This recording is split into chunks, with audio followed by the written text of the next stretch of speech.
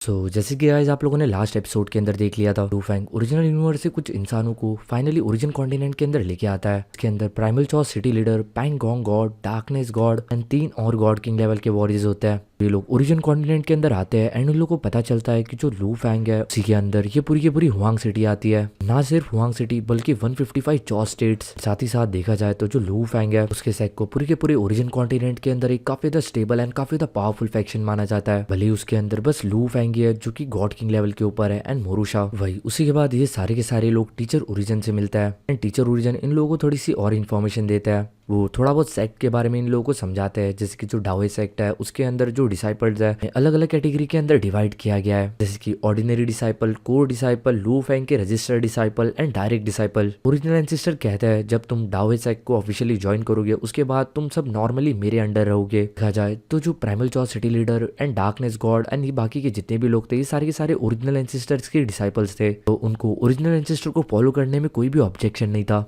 लू Fang primal Chao city leader and बाकी सभी लोगों को अपना डिसाइपल नहीं बना सकता था, क्योंकि जो प्राइमल चॉ सिटी लीडर थे वो अगर ओहदे के अंदर देखे जाए तो वो उसके टीचर थे एंड अपने टीचर को वो अपना डिसाइपल कैसे बना सकता है। इसलिए जो लू फैंग होता है वो इन सभी लोगों की जो रिस्पॉन्सिबिलिटीज होती है वो टीचर ओरिजिन को दे देता है। साथ ही साथ इन लोगों को जो भी कल्टीवेशन के लिए रिसोर्सेस मिलने वाले थे उनकी जो वैल्यू होगी वो इवन लू फैंग के डायरेक्ट डिसाइपल से भी ज्यादा होगी, क्योंकि इन सभी लोगों को जो लू फैंग था वो अपनी फैमिली की तरह ट्रीट करता था। इसके अलावा एट द एंड जो टीचर ओरिजिन होता है वो इन सभी लोगों के सामने बस एक ही शर्त रखता है, जब तक ये लोग इटरनल ट्रू गॉड ना बन जाए तब तक ये लोग हुआंग सिटी के बाहर ना जाए, क्योंकि हुआंग सिटी के बाहर काफी सारा खतरा हो सकता है। एंड इस चीज के लिए सभी के सभी लोग आसानी से मान जाते हैं, क्योंकि इन सभी लोगों को काफी अच्छी तरीके से पता था कि ओरिजिन कॉन्टिनेंट काफी ज्यादा बड़ा है एंड उनके लिए फिलहाल ये जो हुआंग सिटी थी यही काफी ज्यादा बड़ी थी। हम लोगों को देखने के लिए मिलता है कि जो दाओए सेक्ट का हेडक्वार्टर होता है उसके अंदर युआनजू के केव के बगल में ही हम लोग को 3 और छोटी छोटी केव्स देखने के लिए मिलती है। जो 3 नई केव्स बनाई गई थी प्राइमल चॉ सिटी लॉर्ड पैंग गोंग और डार्कनेस गॉड के लिए बनाई गई थी।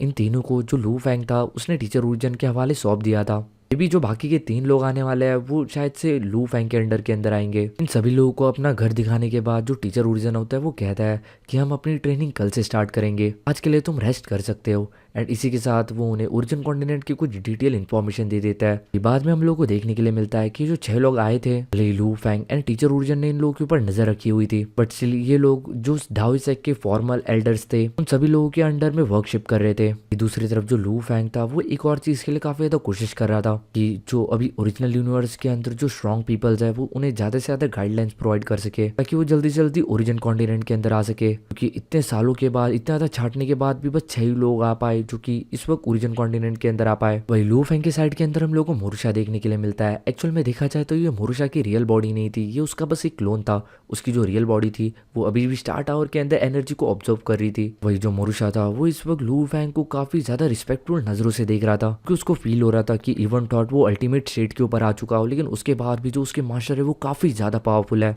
अभी तक वो अपने मास्टर की ट्रू स्ट्रेंथ को पहचान नहीं पाया। वैसे भी ऑलरेडी जो मोरूशा है वो अल्टीमेट स्टेट के ऊपर पहुंच चुका है। अगर वो इसके आगे जाना चाहता है तो वो खुद कुछ नहीं कर सकता, क्योंकि उसका जो फेथ है वो बस अल्टीमेट स्टेट तक ही उसका साथ देता है। वैसे भी जो सेक्टर बीस्ट है वो खुद से कल्टीवेशन नहीं कर सकते, उसे पूरी तरीके से अभी अपने मास्टर के ऊपर डिपेंड रहना पड़ेगा। वैसे भी ये जो ओरिजिन कॉन्टिनेंट है इसका भी अंत जल्दी आने वाला था। अगर वो चाहता है कि वो इस ओरिजिन कॉन्टिनेंट के बाहर निकले, अपनी मास्टर के आगे भी मदद करते रहे, उसे कहीं ना कहीं अपने मास्टर के ऊपर ही डिपेंड रहना पड़ेगा कि वो जैसे तैसे करके मोरूशा के लिमिट्स को ब्रेक कर पाए एंड उसे और ज्यादा आगे बढ़ा पाए। एंड अगर वो आगे नहीं बढ़ पाया एंड वो अपनी लिमिट्स को ब्रेक नहीं कर पाया तो एट द एंड वो एवेन्यू ऑफ डिस्ट्रक्शन के थ्रू ही अफेक्ट हो जाएगा। एक तरीके से ऐसा समझ सकते हो जैसे कि आप लोगों को पता होगा कि जो सेक्टर बीस्ट है वही किसी भी ओरिजिन कॉन्टिनेंट को खत्म करता है या फिर ओरिजिनल यूनिवर्स को। इसी तरीके से जब ओरिजिनल यूनिवर्स का अंत करीब आएगा तो जो ग्रेट एवेन्यू ऑफ डिस्ट्रक्शन है वो और भी ज्यादा पावरफुल हो जाएगा। इसके कारण अभी जो भी कंट्रोल लू फैंग ने मोरूशा के ऊपर बनाए रखा हुआ है, मे बी ये जो कंट्रोल है ये उसका छूट जाएगा एंड एक तरीके से मोरूशा जंगली बन जाएगा एंड वही ओरिजिन कॉन्टिनेंट को डिस्ट्रॉय करने लग जाएगा। एट द एंड एक सेक्टर 20 का जो जन्म होता है वो डिस्ट्रक्शन के लिए होता है। अपने फेथ को चेंज नहीं कर सकता था, वो बस अपने मास्टर के ऊपर रिलाई कर सकता था। लू फैंग मोरूशा से कहता है कि तुम्हें हमेशा हुआंग सिटी के ऊपर ध्यान रखना पड़ेगा, हमेशा अपने कॉज एंड इफेक्ट को पूरी तरीके से इसके अंदर फैलाए रखो। मैं अपने लोगों की काफी ज्यादा सेफ्टी चाहता हूँ, खास करके वो लोग जो कि ह्यूमन रेस से आ रहे हैं, वो भी इतने ज्यादा पावरफुल नहीं है, उनको बाहर के लोग टारगेट कर सकते हैं हमसे बदला लेने के लिए। मोरूशा कहता है मास्टर आपको चिंता करने की कोई जरूरत नहीं है, मेरा पूरी तरीके से कंट्रोल है पूरी की पूरी हुआंग सिटी के ऊपर।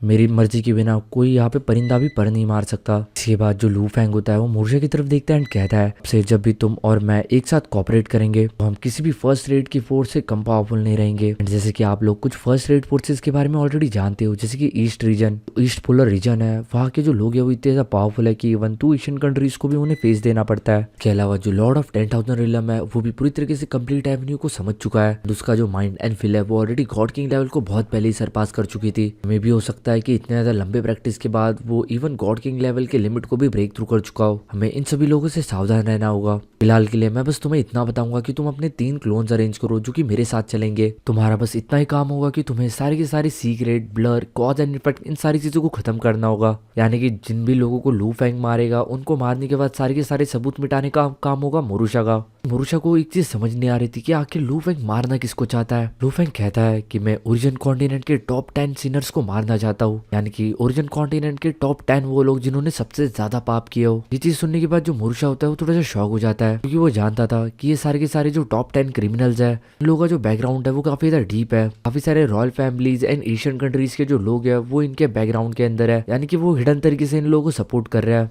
एंड कुल मिला के जो क्रिमिनल्स है ये बस उनके प्यादे है। लूफेंग कहता है कि इन प्यादों की मदद से वो 100 ऑफ मिलियंस ऑफ क्रिएचर को कैप्चर करता है। बाहरी दुनिया को ऐसा लगता है कि ये इन सारे क्रिएचर्स को खा के इनको कंज्यूम करके अपनी एनर्जीज को बढ़ाता है। बट ये जो बात है ये पूरी तरीके से सच नहीं है। ये लोग अभी तक मरे क्यों नहीं? क्योंकि इनके पीछे बहुत बड़े लोगों का हाथ है, यानी कि एम्परर्स एंड मोनार्क्स का। क्योंकि इन सभी लोगों ने इन लोगों के ऊपर हाथ रख के रखा है, इसलिए ये जो प्यादे है ये इन लोगों को वो सारे के सारे क्रिएचर्स ला के देते हैं कंज्यूम करने के लिए। एंड इस तरीके से जो एम्परर्स एंड मोनार्क है ये अपनी इमेज को हमेशा वाइट रखता है। बाहरी दुनिया के नजरों के अंदर ये अपनी इमेज को भी पूरी तरीके से नीट एंड क्लीन रखते हैं, यानी कि साफ रखता है।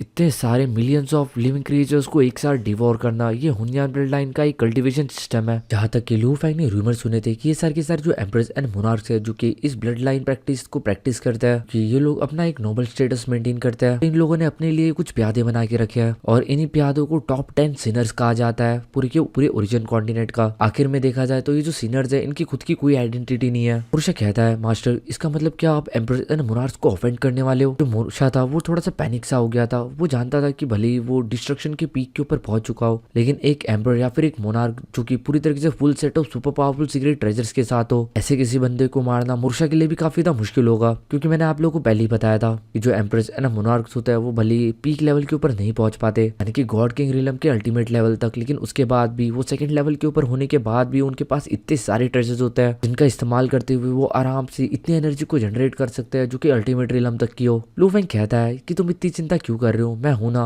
तो तुम्हें डरने की क्या जरूरत है? मोरुशा कहता है मास्टर मैं जानता हूँ कि आप काफी ज्यादा पावरफुल हो, लेकिन काफी सारे अगर एम्परर्स एंड मोनार्क्स एक साथ मिलकर अगर हमारे ऊपर हमला करता है तो उनके super powerful God king level के ट्रेजर्स के साथ क्या हम उन्हें सही में हैंडल कर पाएंगे? क्या हम इतना बड़ा जोखिम अपने ऊपर उठा सकते हैं? लू फैंग कहता है तुम्हें चिंता करने की कोई जरूरत नहीं है। जब मोरुशा लू फैंग को इतना तो कॉन्फिडेंट देखता है तो वो भी कॉन्फिडेंट हो जाता है, क्योंकि वो समझ जाता है कि लू फैंग ने कुछ न कुछ सोच के ही रखा होगा। वही जो लू फैंग होता है वो स्माइल कर रहा होता है, क्योंकि वो मनी मन एक चीज डिसाइड कर चुका होता है कि इस वक्त वो ऑलरेडी इतना पावरफुल हो चुका है कि ओरिजिन कॉन्टिनेंट के अंदर तो उसे कोई भी नहीं मार सकता। बट अगर वो शायद से फ्यूचर के अंदर ओरिजिन कॉन्टिनेंट के बाहर रहता है तो मे भी उसे लो प्रोफाइल रखने की जरूरत पड़ सकती है। लेकिन इस वक्त अगर इवन वो 2 एशियन कंट्रीज के एंसेस्टर भी खुद आ जाता है उसके बाद भी लू फैंग उन लोगों से नहीं डरता था, क्योंकि उसके पास था स्टार टावर। वही जो मोरुशा था वो भी काफी ज्यादा कॉन्फिडेंट हो चुका था, क्योंकि अभी अगर उसका मास्टर बिल्कुल भी नहीं डर रहा था तो मोरुशा किस चीज के लिए डरने वाला है। वैसे भी मोरुशा के अंदर किसी भी प्राणी या फिर किसी भी क्रिएचर को मारने की जिज्ञासा या फिर जो चाहत है वो लू फैंग के कंपैरिजन में काफी ज्यादा है, क्योंकि वो एक सेक्टर बीस्ट है, उसका जन्म ही तबाही के लिए हुआ है। लू फैंग स्माइल करता है एंड कहता है इस बार मैं भी देखूंगा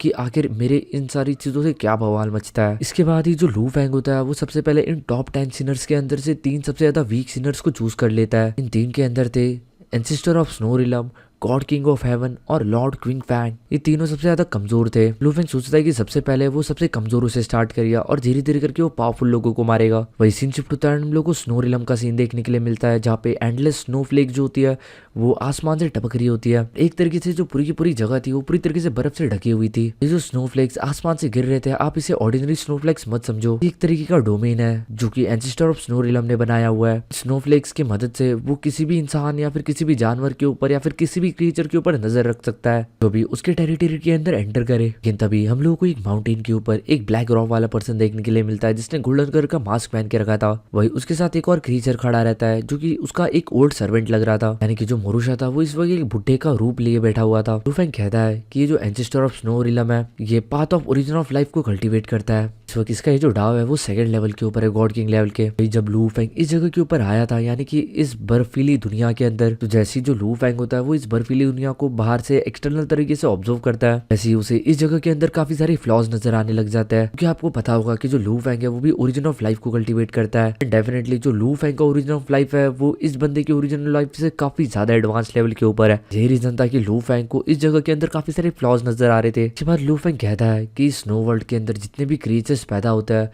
वो जनरेशन आफ्टर जनरेशन कुल मिला के इस बंदे की कल्टीवेशन का एक फाउंडेशन बनता है, यानी कि वो पैदा ही होता है ताकि वो एट द एंड इसके थाली में आ सके। एंड इन सब चीजों के बारे में सोच के जो लू फेंग होता है उसे काफी ज्यादा गुस्सा आ रहा होता है। नॉर्मली जो लू फेंग होता है वो इन सब चीजों के ऊपर बहुत ज्यादा फोकस नहीं करता क्योंकि उसको पता है हमेशा जो स्ट्रॉन्ग पीपल होता है वो कमजोरों के ऊपर अत्याचार करता है। लेकिन जो लू फेंग है वो हर किसी को तो नहीं बचा सकता, लेकिन डेफिनेटली जो लू फेंग है वो स्नो रिलम एंसेस्टर जैसे लोगों से काफी ज्यादा नफरत करता है जो अपने फायदे के लिए हंड्रेड ऑफ मिलियंस ऑफ लोगों को एक साथ कंज्यूम कर लेता है। मतलब यहाँ पे एक या फिर दो लोगों की बात नहीं हो रही, यहाँ पे hundred of millions of living beings की बात हो रही है जिनको बस इसलिए कंज्यूम कर लिया जाता है क्योंकि ये जो पर्सन है ये अपनी खुद की चॉइटिक सोर्स ब्लड लाइन को पावरफुल बनाना चाहता है। एंड ऐसे जो प्रैक्टिशनर्स होते हैं वो और ज्यादा प्रैक्टिशनर्स नहीं रह जाते, कुल मिला के वो एक थ्रेड बन जाते हैं सभी लोगों के लिए। ऐसे प्रैक्टिशनर्स को मर जाना चाहिए क्योंकि बाकी के प्रैक्टिशनर्स को मार के उनको खा के अपने आप को पावरफुल बनाते हैं। लू फेंग ये सारी चीजें पहले सह लेता था क्योंकि उसके पास इतनी ज्यादा पावर्स नहीं थी कि वो इन सब चीजों से निपट सके, लेकिन आज जब उसके पास एबिलिटीज है तो वो डेफिनेटली पीछे नहीं हटने वाला।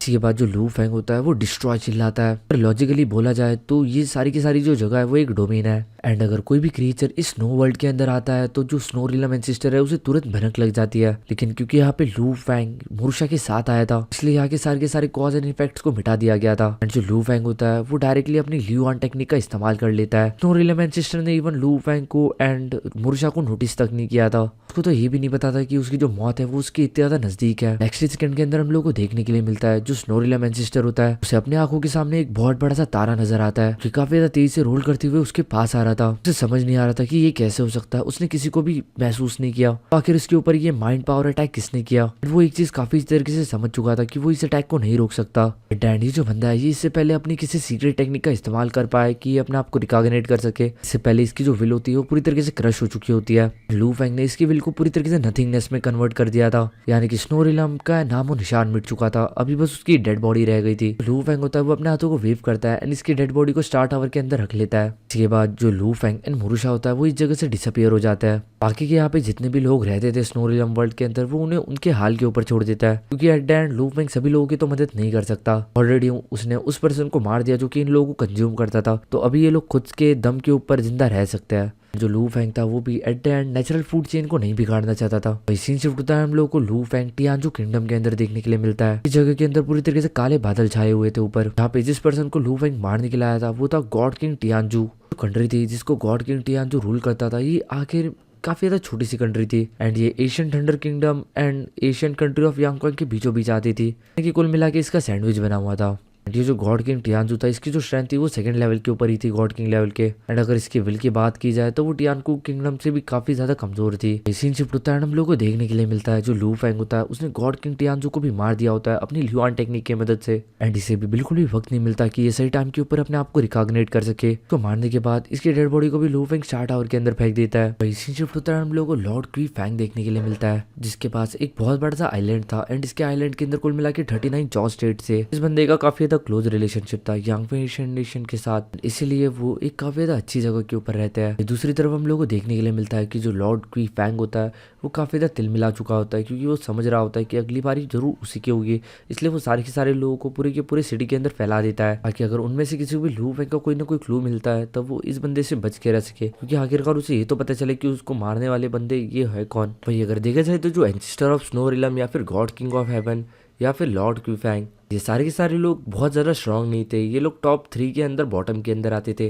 बट स्टिल इसके बाद भी ये काफी ज्यादा लंबे टाइम से बिना किसी फिक्र के जीते आए हैं। इसका सबसे बड़ा कोर रीजन ये था कि इनके पास जो लाइफ सेविंग एबिलिटीज थी वो एक्सट्रीमली स्ट्रांग थी। जो एंसेस्टर ऑफ स्नो रिलम था वो path of origin of life को कल्टिवेट करता था, जिसके कारण उसकी लाइफ सेविंग एबिलिटीज अलग ही लेवल के ऊपर थी। जो लॉर्ड ऑफ क्वीन फैंग था वो ओरिजिन ऑफ स्पेस को कल्टिवेट करता था, इसके थ्रू वो स्पेस एंड टाइम को मैनेज करते हुए वहां से आराम से एस्केप कर सकता था। जो गॉड किंग टियानजू था वो पाथ ऑफ इन्फिनिटी को कल्टिवेट करता था। सभी लोगों की जो लाइफ सेविंग एबिलिटीज थी वो एक्सट्रीमली डिफिकल्ट थी। ऐसी बात नहीं थी कि कोई इनको मारना नहीं चाहता था, बस बात इतनी थी कि ये लोग हर बार भाग निकलते थे। लू फैंग ने इस बार इनमें से किसी को भी भागने का मौका तक नहीं दिया। ये लोग लू फैंग के ल्यूआन टेक्निक के चपेटे के अंदर आए। लेस देन 1 सेकंड के अंदर अंदर ही इन लोगों की जो सोल है वो पूरी तरीके से वाइप आउट हो गई।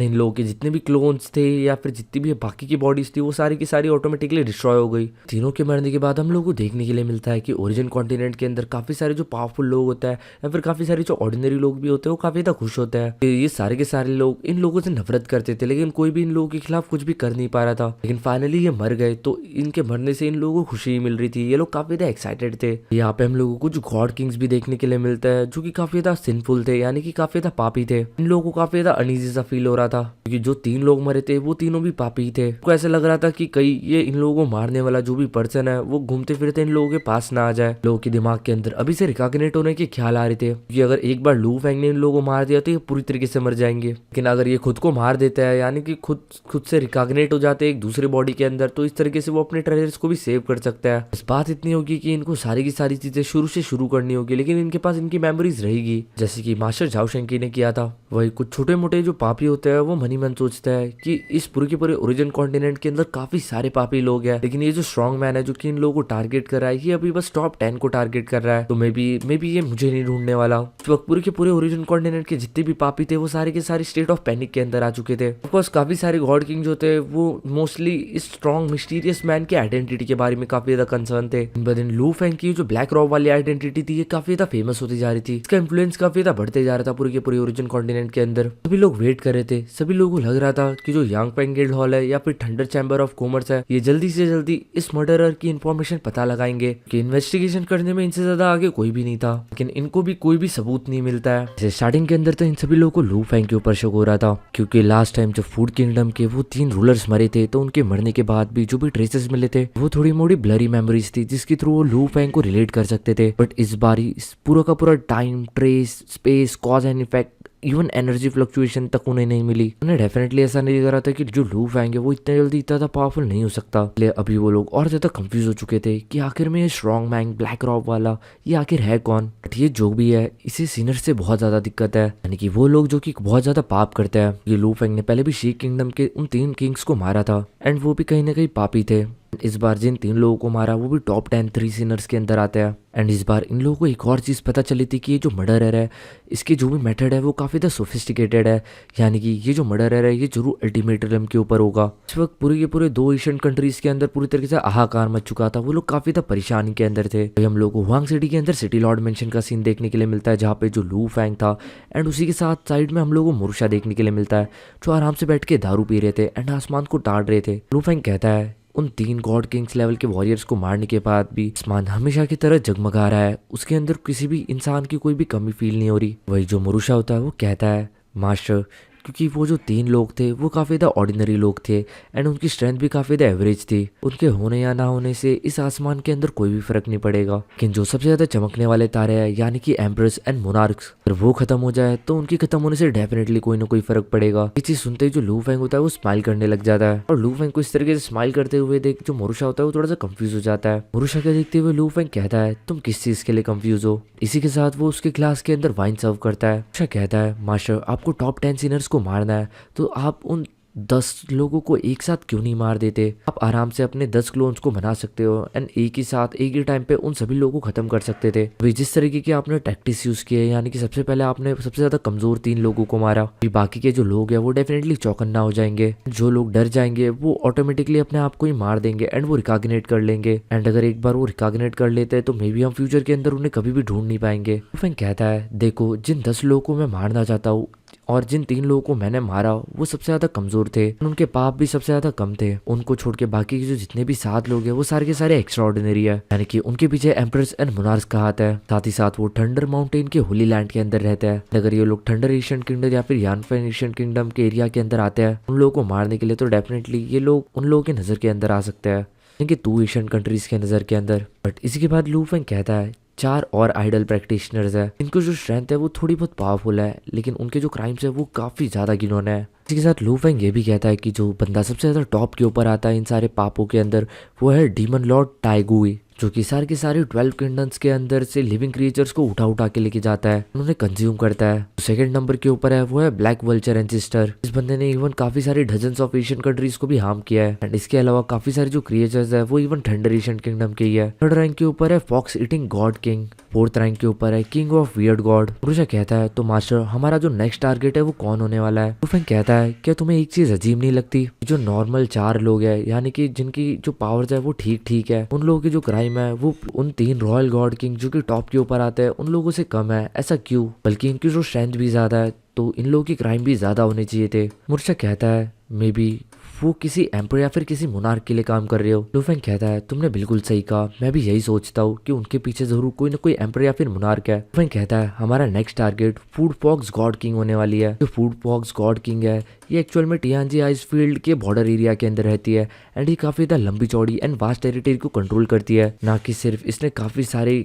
अलग अलग टेरिटरी से लोगों को डिवोर किया है, इसने साथ ही साथ अपने आसपास की जितनी भी कंट्रीज है उन लोगों के ऊपर भी गलत तरीके से हक जताया। वही सीन शिफ्ट होता है, हम लोग को वही स्काई फॉक्स गॉड किंग देखने के लिए मिलती है, जिसके आंखों के अंदर इस वक्त हम लोगों को थोड़ा सा डर देखने के लिए मिल सकता था, लेकिन अगर देखा जाए तो ये काफी ज्यादा पावरफुल थी। ये second level of god king level के ऊपर थी। इसकी जो रिपुटेशन थी वो Guju emperor and Wujing god king से भी काफी ज्यादा थी। ये पाथ ऑफ वॉइड को कल्टीवेट करती थी, एंड इसके पास कुल मिला के 9 काफी ज्यादा पावरफुल क्लॉन थे। बट इस वक्त चारों तरफ पूरी तरीके से डर का माहौल फैला हुआ था। लू फेंग के खौफ के कारण सारे के सारे जो पापी थे उन सभी लोगों की रूहें कांप उठी थी। ये जो फॉक्स गर्ल होती है ये एक एम्पर से बात कर रही होती है, एंड ये कहती है मुझे पता नहीं कुछ सही नहीं लग रहा। भाई वो जो एम्पर होता है वो कहता है तुम्हें चिंता करने की कोई जरूरत नहीं है, तुम्हारी एक जो बॉडी है वो मेरे पैलेस के अंदर है तो तुम्हें कोई भी नुकसान नहीं पहुंचा सकता। ये चीज सुनने के बाद वो जो फॉक्स ईटिंग गॉड किंग होता है उसे थोड़ी सी राहत मिलती है, बट सडनली उसे अचानक से कुछ नजर आता है। उसके आसपास का पूरा जो आसमान था वो काला हो चुका था, एंड उसे एक बहुत बड़ा सा तारा नजर आता है जो कि उसकी तरफ काफी ज्यादा तेजी से गोल घूमते हुए आ रहा था। ये जो तारा था ये काफी ज्यादा बड़ा था, ये एक स्पिरिचुअल अटैक था, एंड अगर ये अटैक उसके ऊपर पूरी तरीके से हिट हो गया तो ये चीज मैटर नहीं करेगी कि उसके कितने क्लोन है, एक साथ उसके सारे के सारे क्लोन्स खत्म हो जाएंगे। वही नेक्स्ट सेकंड के अंदर वो जो फॉक्स ईटिंग गॉड किंग होता है वो जोर से चिल्लाने लग जाता है एंड कहता है एम्प्रर एम्प्रर मुझे बचाओ एम्प्रर। अभी जो फॉक्स ईटिंग गॉड किंग का एक क्लोन होता है वो क्योंकि एम्प्रर के पैलेस के अंदर था, इसलिए जो एम्प्रर था वो थोड़ी बहुत अपनी पावर्स यूज करता है, क्योंकि उसके पास एक सुपर पावरफुल सीक्रेट ट्रेजर था जिसकी मदद से उसने लू फेंग के इस अटैक की पावर 20 to 30% तक कम कर दी थी। बट उसके बाद भी इस चीज का कोई भी फायदा नहीं हुआ, क्योंकि जो लू फेंग की लुहान टेक्निक होती है वो इतनी ज्यादा पावरफुल होती है कि वो जो तारा होता है वो आराम से फॉक्स गॉड किंग की सोल को पूरी तरीके से क्रश कर देता है। देखने के बाद जो एम्परर होता है वो काफी ज्यादा शॉक हो जाता है, उसे समझ नहीं आ रहा था। इवन उसके पैलेस के प्रोटेक्शन के अंदर भी ये जो फूड बॉक्स है ये मारी गई। भाई हम लोग को लू फेंग देखने के लिए मिलता है जो कि थोड़ा सा परेशान हो गया था, क्योंकि इस बार फॉक्स गॉड किंग को मारने में उसे थोड़ी सी दिक्कत हुई थी, उसे वो रेजिस्टेंस फील हुआ था। उसका जो पावरफुल कॉन्शियसनेस वाला अटैक था वो कम से कम 30% तक उसकी पावर्स कम हो गई थी, पर वो जल्दी से अपनी पावर्स को नहीं बढ़ाता तो मे बी इस बार वो इस बंदी को पूरी तरीके से नहीं मार पाता। फील हो रहा था कि एक इंपीरियल पैलेस उसके अटैक को ब्लॉक कर रहा है। लू फेंग को ऐसा फील हो रहा था कि अगर वहाँ का जो प्रोटेक्शन है वो और थोड़ा सा ज्यादा स्ट्रांग होता तो वो मे बी इस लड़की को पूरी तरीके से नहीं मार पाता। इसके बाद जो लू फेंग होता है वो ज्यादा कुछ नहीं सोचता, लू फेंग एंड मोरुशा 2 बड़ी बड़ी डेड बॉडीज को उठा लेता है। ये फॉक्स गॉड किंग की थी। जैसे ही सब लोगों को पता चलता है कि जो फॉक्स गॉड किंग है वो भी मारा जा चुका है, तो ये सारे के सारे जो पापी थे जो कि अभी तक काफी ज्यादा काम थे, ये कुछ टॉप के लोग थे जिनको लगता था कि उनका कोई भी बाल नहीं बाका कर सकता। इन फूड फॉक्स गॉड किंग के मरने के बाद इन लोगों को भी अभी थोड़ा थोड़ा डर लगने लग गया था, उनके इमोशंस भी इतने ज्यादा स्टेबल नहीं रह गए थे। जो फॉक्स गॉड किंग था वो सेकंड लेवल की थी, सेकंड लेवल की पीक के ऊपर थी, एंड उसे मारना काफी ज्यादा मुश्किल था। इवन सब लोग ये काफी अच्छी तरीके से जानते थे कि इवन उसके पास एम्परर का भी प्रोटेक्शन था, तो वो कैसे मर सकती है। सीन शिफ्ट होता है, हम लोगों को लू फेंग एंड मोरुशा देखने के लिए मिलता है जो कि एक ग्रास लैंड के ऊपर लेटे हुए थे। मोरुशा कहता है मास्टर जो गॉड किंग वू यंग था वो पूरी तरीके से कम्प्लीटली डिसअपियर हो चुका है, वो जरूर डर गया होगा, जिसके बाद उसने अपने आप को तुरंत रिकॉग्निट कर लिया। लू फेंग कहता है वो काफी ज्यादा चालाक है, उसके बाद लू वन कहता है कि नंबर 1 के ऊपर है डीमन लॉर्ड टियान यू और सेकंड नंबर के ऊपर है ब्लैक वल्चर। मुझे कहता है अभी हमें अगला टारगेट किसे बनाना है। लू वन कहता है अगला टारगेट हमारा होगा टियानी डीमन लॉर्ड। डेफिनेटली ये जो टियानी डीमन लॉर्ड है ये काफी ज्यादा टेरिफाइंग है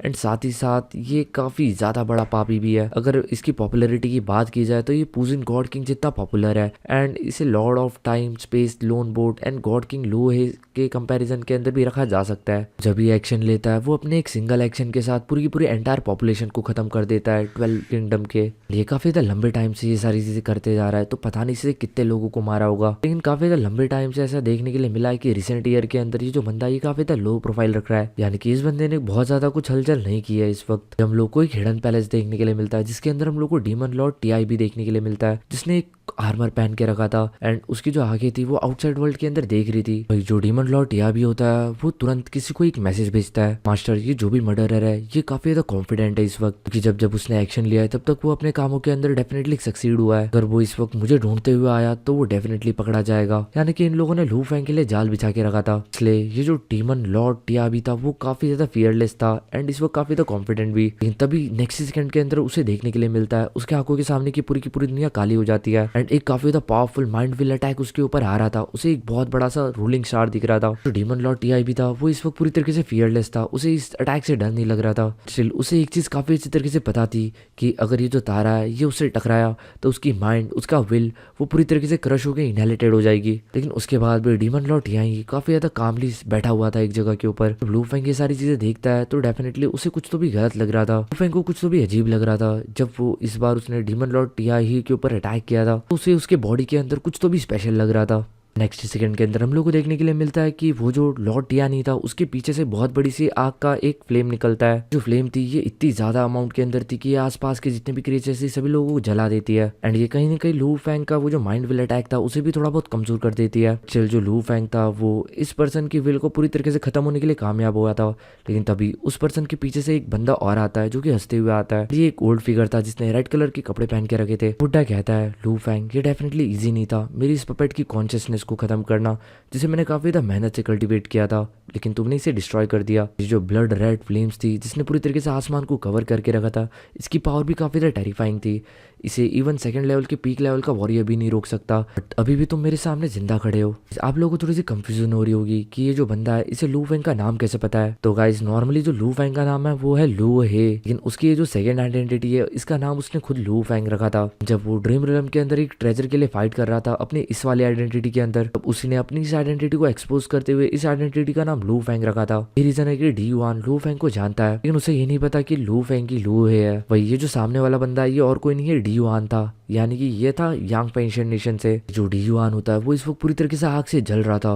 वो लू फैंग की तरफ देखता है एंड कहता है चलो अभी तुम्हारा खेल खत्म, अभी देखता हूँ कि तुम मेरे इन ब्लडी फ्लेम से किस तरीके से बचते हो। भाई लू फैंग इस बुढ़े की तरफ देखता है एंड हंसता है एंड कहता है जो उखाड़ सकते हो उखाड़ लो। इसे भी जो लू फैंग था वो कभी भी इन टॉप 10 सिनर्स को नहीं मारना चाहता था। उसका तो मेन टारगेट यही था कि इन सिनर्स के पीछे जो भी इन लोगों को बैकिंग कर रहा है, यानी कि इनके पीछे से जो भी इन लोगों को सपोर्ट कर रहा है वो उन लोगों को मारे। क्योंकि वो हमेशा से जानता था कि ये जो टॉप 10 सिनर्स है ये हमेशा मिनियन है, यानी कि कुल मिला के प्यादे के पीछे का जो मास्टरमाइंड है वो कोई और है। एंड आज फाइनली लू फैंग को पता चल गया कि इतने सारे लोगों के बीच में से जो डी युआन है वो इनके पीछे का मास्टरमाइंड है। लू फैंग कहता है डी युआन क्या तुम जानते हो कि मैंने सारे के सारे ग्रेट सिनर्स को एक साथ क्यों नहीं मार दिया? क्योंकि मैं कभी भी इन लोगों को मारना ही नहीं चाहता था, मैं तुम्हें मारना चाहता था, तुम मेरे शिकार थे। इसी के साथ जैसे ही लू फैंग को पता चला था कि ये जो पर्सन है, यानी कि ये जो फिर से डीमन लॉर्ड है, यानी कि टियानी डीमन लॉर्ड, इसके पीछे जो भी पर्सन है वो है एम्परर युआन। उसने तुरंत अपने एक दूसरे क्लोन को एंड मुरुशा को एक दूसरे लोकेशन के ऊपर भेज दिया था जहाँ पे ब्लैक ईगल एंसेस्टर रहते थे, क्योंकि सेकंड मोस्ट सिंफुल पर्सन है। क्योंकि उसे पता था एक बार जब अभी उसकी लड़ाई एम्परर युआन से होगी तो बाद सारे के सारे जो एम्परर्स एंड मोनार्क्स होंगे वो पूरी तरीके से चौकन्ना हो जाएंगे। वो डेफिनेटली लू फैंग को दूसरा मौका नहीं देने वाले कि वो बाकी के लोगों को मार सके, इसलिए वो सबसे पहले इस ब्लैक ईगल एंसेस्टर को मार देना चाहता था। तुरंत लू फैंग का एक क्लोन एंड मुरुशा का एक क्लोन जो होता है वो ब्लैक ईगल पैलेस के अंदर पहुंच जाता है। जो ब्लैक वल्चर एंसेस्टर थे, ब्लैक ईगल एंसेस्टर था, इसी को ब्लैक वल्चर एंसेस्टर भी कहा जाता है।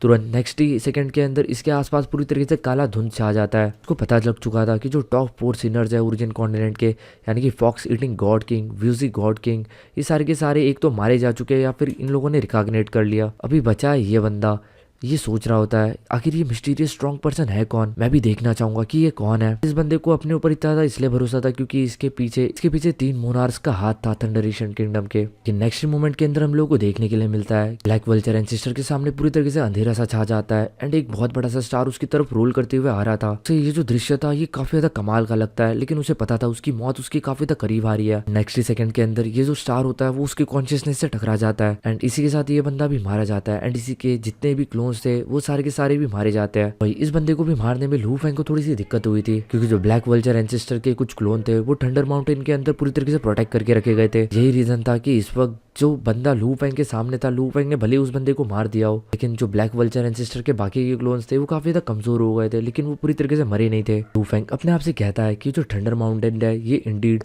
काफी ज्यादा हेविली डिफेंडेड जगह है पूरी की पूरी ओरिजिन कॉन्टिनेंट के अंदर। इस जगह के जो लोग हैं उन्हें मारने के लिए जो मेरी विल पावर है वो लगभग 70 से 80% तक काफी ज्यादा कमजोर हो गई। लेकिन जब एम्परर युआन ने लू फैंग के विल पावर अटैक को रोकने की कोशिश की थी अपने सीक्रेट ट्रेजर के कारण, तो उसकी मदद से भी वो 30% तक की उसकी विल पावर को कमजोर कर पाया था। लेकिन जो थंडर एशियन किंगडम के जितने भी फॉर्मेशन वगैरह है उन्होंने लगभग लू फैंग की 80% पावर को वीक कर दिया था। सीन शिफ्ट होता है हम लोगों को ब्लैक वल्चर एंसेस्टर देखने के लिए मिलता है। इनका बस एक ही क्लोन जिंदा बचा था जो कि थंडर एशियन माउंटेन के अंदर था। इसके अलावा उसके बाकी के जितने भी क्लोन थे वो सारे के सारे खत्म हो चुके थे, उन्होंने रिकॉग्निट होने का भी मौका नहीं मिला। लेकिन इस वक्त ये जो ब्लैक वल्चर एंसेस्टर था ये काफी ज्यादा शॉक के अंदर था क्योंकि इसे भरोसा नहीं हो रहा था।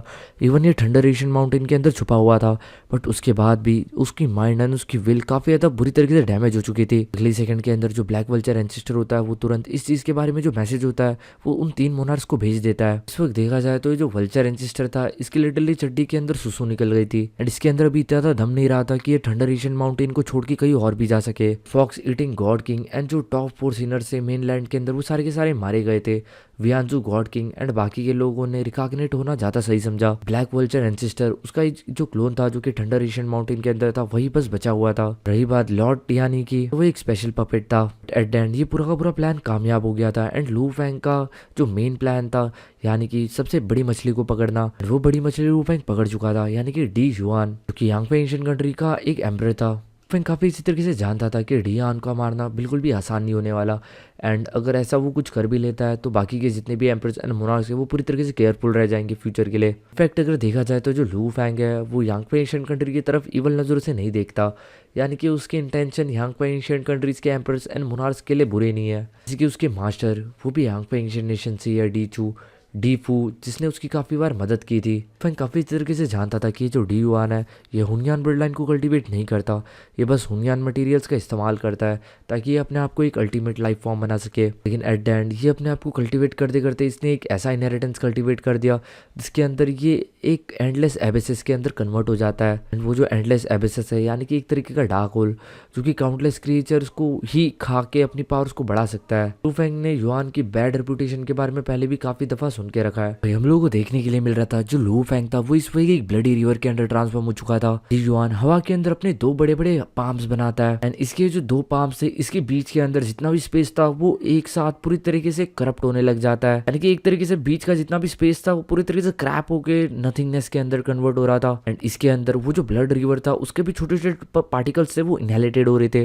वही जो लू फैंग होता है वो इस वक्त सोच रहा था कि जो एम्परर युआन है उसने प्रोबेबली बस 2 से 3 अल्टीमेट रिलम के मूव सीखा है, लेकिन क्योंकि उसके पास सीक्रेट ट्रेजर है जिसके मदद से वो इन गॉड किंग लेवल के मूव्स को एक अलग ही लेवल के ऊपर लेके जा पा रहा है। ऐसा लग रहा है जैसे कि वो पूरे के पूरे 7 ब्रांचेस के साथ उसके साथ कम्पीट कर रहा है। मिला के इस सीक्रेट ट्रेजर के कारण जो एम्परर युआन था उसे काफी ज्यादा एडवांटेज मिल रहा था। वही जहाँ पे जो डी युआन था वो एक तरफ लू फैंग को कैप्चर करने की कोशिश कर रहा था, वही दूसरी तरफ से वो काफी सारे एम्परर्स को मैसेज भेज रहा था। उसने जैसे तैसे करके इस ब्लैक रॉक वाले मिस्टीरियस पर्सन को पकड़ के रखा है, बट वो ज्यादा टाइम तक इस बंदे को पकड़ के नहीं रख पाएगा, तुम सभी लोगों को जल्दी आना पड़ेगा। सारे एम्परर्स को समन कर रहा था जितना जल्दी हो सके। उसे डर था कि जो लू फैंग है वो आज उसके हाथों से ना निकल जाए। भाई उस एंडलेस रिवर ऑफ ब्लड के अंदर हम लोग को लू फैंग देखने के लिए मिलता है जो कि डी युआन के हर एक मूव के ऊपर ध्यान रख रहा था। अभी अचानक से लू फैंग जोर से चिल्लाता है डिस्ट्रॉय। इसी के साथ उसके बॉडी के अंदर का जो स्टार टावर होता है वो तुरंत एक्टिवेट हो जाता है। लू फैंग को कोई भी इंटेंशन नहीं था कि वो डी युआन को स्टार टावर के अंदर कैप्चर करे, क्योंकि उसे डर था भले वो एक बार डी युआन को अपने स्टार टावर के अंदर सप्रेस कर देता है तो वहां पे उसे इम्प्रिजन भी कर सकता है, इवन उसे मार भी सकता है। लेकिन अगर गलती से भी जो डी युआन है वो वापस से रिकॉग्निट हो गया, वो स्टार टावर के सीक्रेट के बारे में सभी लोगों को बता देगा। उसके बाद जो क्राइसिस आएंगे लू फेंग के ऊपर वो काफी ज्यादा अलग लेवल की होंगी, क्योंकि सभी के सभी लोग लू फेंग के पीछे पड़ जाएंगे। इवन 2 एंसेस्टर्स भी एशियन कंट्री के। भाई अभी तक हम लोग को देखने के लिए मिलता है कि जो डी युआन होता है वो पूरी की पूरी कॉन्फिडेंस के साथ लू फेंग के साथ फाइट कर रहा था। अचानक से वो कुछ नोटिस करता है कि ये जो एंडलेस रिवर ऑफ ब्लड है ये अचानक से चेंज हो रही है, धीरे धीरे करके काफी ज्यादा हैवी होती जा रही है। उसके आसपास का जो सप्रेशन था वो काफी ज्यादा वीक होते जा रहा है। उसके जो 2 हाथ थे, यानी कि उसके 2 हाथों ने जो इस ब्लडी रिवर को अपने हाथों के अंदर पकड़ के रखा था, ब्लडी रिवर उसके ऊपर काफी ज्यादा पावरफुल सप्रेशन फोर्स लगा रही थी। लेकिन अभी ये जो ब्लड रिवर थी इसको लू फेंग खुद की पावर से नहीं एक्टिवेट कर रहा था, बल्कि इसके अंदर लू फेंग हेल्प ले रहा था स्टार टावर की। स्टार टावर और भी ज्यादा पावरफुल है। जब स्टार टावर जैसे सीक्रेट ट्रेजर के साथ लू फेंग इस ब्लड रिवर को पावर दे रहा था तो इसका जो ओरिजिन एंड डिस्ट्रक्शन पावर थी वो एक अलग ही लेवल के ऊपर जा चुकी थी। डी युआन को बिल्कुल भी भरोसा नहीं हो रहा था, वो पूरी तरीके से कंफ्यूजन के अंदर था कि ये कैसे हो सकता है। उसे भरोसा नहीं हो रहा था कि उसके पास कुल मिला के 5 सुपर पावरफुल सीक्रेट ट्रेजर्स है उसके बॉडी के अंदर। उसके अंदर से जो 3 है वो उसकी बॉडी को प्रोटेक्ट करते थे एंड वो एक अल्टीमेट लाइफ फॉर्म भी था। लेकिन उसके बाद भी उसकी जो बॉडी है वो इरोड हो रही है। लू फेंग की जो ब्लडी रिवर थी ये पहले 8 ब्रांचेस से मिलकर बनी हुई थी, लेकिन अभी इसके जो मूव्स है वो 8 ब्रांचेस से भी आगे बढ़ चुके हैं एंड लू फेंग के जो मूव्स है वो लगभग ओरिजिन कॉन्टिनेंट के पीक के ऊपर पहुंच चुके हैं। लेकिन अभी लू फेंग के ऊपर सुप्रीम फोर्सेस भी एक्ट करना शुरू हो चुकी है। वही जो डी युआन था उसे ऐसा फील हो रहा था कि लगभग 2 से 3 सेकंड के अंदर उसकी जो पूरी की पूरी बॉडी है वो इरोड हो जाएगी और वो मर जाएगा। 3 सेकंड तक भी ये बंदा इसलिए बचने वाला था क्योंकि इसके पास एक प्रोटेक्टिव क्लॉक थी, एक आर्मर था और एक एबेसल बीड थी। कुछ सुपर पावरफुल सीक्रेट ट्रेजर्स थे, ये तीनों के तीनों ही प्रोटेक्टिव सीक्रेट ट्रेजर्स थे। उसके बाद भी आप इमेजिन कर सकते हो कि डी युआन एक एम्परर होने के बाद and 3 super powerful secret treasure होने के बाद भी जो लू फेंग की ब्लडी रिवर है ये इसे काफी ज्यादा तेजी से इरोड कर रही थी। लेस देन 3 सेकंड्स के अंदर ये पूरी तरीके से मरने वाला था। जो युआन होता है वो तुरंत मदद की भीख मांगने लग जाता है, सारे के सारे एम्परर्स को समन करने लग जाता है, जल्दी आओ मुझे बचाओ, मैं बस 2 और सेकंड तक जिंदा रह पाऊंगा, जल्दी आओ मुझे बचाओ। युआन था वो सारे के सारे एम्परर से बारी बारी से मदद मांग रहा था। दूसरी तरफ हम लोग को देखने के लिए मिलता है कि यांगफे एशियन नेशन किंगडम के अंदर जितने भी एम्परर्स थे सारे के सारे अपने कामों के अंदर बिजी थे। जब उन लोगों को पता चला था कि जो डी युआन है वो टी फू डीमन लॉर्ड के पीछे है, अभी उन्हें डी युआन को बचाने का मन भी नहीं कर रहा था। जैसे कि आप लोगों को ऑलरेडी पता होगा कि यांगफे एशियन किंगडम के अंदर ये सारे के सारे जो एम्परर्स है तो कि आपस में काफी ज्यादा बुरी वाली दुश्मनी है। जो डी युआन था वो सारे के सारे एम्परर्स को मैसेज कर रहा था, लेकिन कोई भी उसको रिप्लाई नहीं कर रहा था। सारे के सारे जो एम्परर्स थे वो इस वक्त डी युआन को इग्नोर कर रहे थे। आफ्टर ऑल ये सारे के सारे जो एम्परर्स है वो सक्लूजन के अंदर प्रैक्टिस कर रहे थे एंड कुछ एम्परर्स कुछ इंपॉर्टेंट प्लेसेस को गार्ड करने के लिए रिस्पॉन्सिबल थे एंड कुछ काफी ज्यादा इंपॉर्टेंट मिशन कर रहे थे, तो ज्यादा इन सब चीजों के ऊपर ध्यान नहीं दे रहे थे। वही जो डी जू फैंग होता है वो भी तुरंत बाकी सब लोगों को मैसेज भेजने लग जाता है एंड कहता है हम सभी लोगों को एक जगह पे इकट्ठा होना पड़ेगा और उस ब्लैक रॉ वाले पर्सन को पकड़ना होगा। लेकिन वही जो डी चू होता है यानी कि लू फेंग का मास्टर वो इन सब चीजों पे ज्यादा ध्यान नहीं देता। जो एम्पर जियांग होता है वो भी इन सब चीजों पे ध्यान नहीं देता। लोगों को घंटा भी फर्क नहीं पड़ता था युआन के जिंदा रहने से या फिर मरने से। हम लोग को डी कॉन्ग देखने के लिए मिलता है जो कि डेफिनेटली मदद तो करना चाहता था, लेकिन वो जानता था कि वो अकेला कुछ भी नहीं उखाड़ सकता। अगर बाकी के एम्परर्स आगे आए हाथ बढ़ाने के लिए तो ये अपने ऊपर ज्यादा कॉन्फिडेंट था। इसलिए जो डी कॉन्ग होता है वो 10 सेकंड के लिए वेट करने के बारे में सोच लेता है, क्योंकि 10 सेकंड के बाद मे भी काफी सारे एम्परर्स आगे आ जाएंगे और उन्हीं के साथ ये भी आगे आ जाएगा। डीफू को भी इन सब चीजों के बारे में पता चल चुका था। डीफू को बिल्कुल भी भरोसा नहीं हो रहा था कि इस वक्त जो एम्परर युआन है वो जिंदगी और मौत से लड़ रहा है। लेकिन उसे जब पता चलता है कि जो डी युआन है वही इन सारे सिनर्स के पीछे था तो उसे काफी ज्यादा गुस्सा आ रहा था। वैसे तो डीफू को भी जो डी युआन था वो ज्यादा कुछ पसंद नहीं था एंड इतने सालों से उसने बस डी युआन को जैसे तैसे करके सप्रेस करके रखा था। रिसेंट ईयर्स के अंदर जो डीमड लॉर्ड आयरन जियो है उसने भी काफी ज्यादा लो प्रोफाइल रखी थी, क्योंकि डी युआन का पपेट था जिसको लू फेंग ने अभी अभी मार दिया कुछ टाइम पहले। हम लोग को डी युआन देखने के लिए मिलता है जो कि अभी भी चिल्ला रहा था एंड कह रहा था जल्दी आओ, मैं बस 2 सेकंड तक और वेट कर सकता हूँ। युआन काफी ज्यादा शॉक था कि कोई भी एम्परर उसके मैसेज का कोई भी रिप्लाई नहीं दे रहा। बाकी के एम्परर्स थोड़े से शॉक थे कि आखिर डी युआन के ऊपर ऐसी कौन सी कयामत आ गई कि जो सभी लोगों से भीख मांग रहा है। सभी लोगों को पता था कि जो डी युआन है वो कितना ही ज्यादा पावरफुल है एंड उसके पास एक कंप्लीट सेट है पावरफुल सीक्रेट ट्रेजर्स का। उसके बाद भी कोई पर्सन ऐसा है जिसने लिटरली जो डी युआन के जान के साथ खेल रहा है। जब उन लोगों को पता चलता है कि ये ब्लैक रॉ वाला पर्सन ही है, उनमें से किसी की भी हिम्मत नहीं हो रही थी कि ये ब्लैक रॉ वाला पर्सन ये सही में काफी ज्यादा स्कैरी है। डी युआन वापस से मैसेज भेजता है एंड कहता है अगर तुम सब लोग जल्दी नहीं आए तो मुझे अपने आप को रिकॉग्निट करना पड़ेगा। डी युआन था वो अपने आप को रिकॉग्निट बिल्कुल भी नहीं करना चाहता था कि ऐसा करने से उसके जितने भी powerful set of secret treasure ये सारे के सारे वो खो देगा। वैसे भी यांगफे एशियन नेशन के लिए वो काफी ज्यादा कर्जदार था।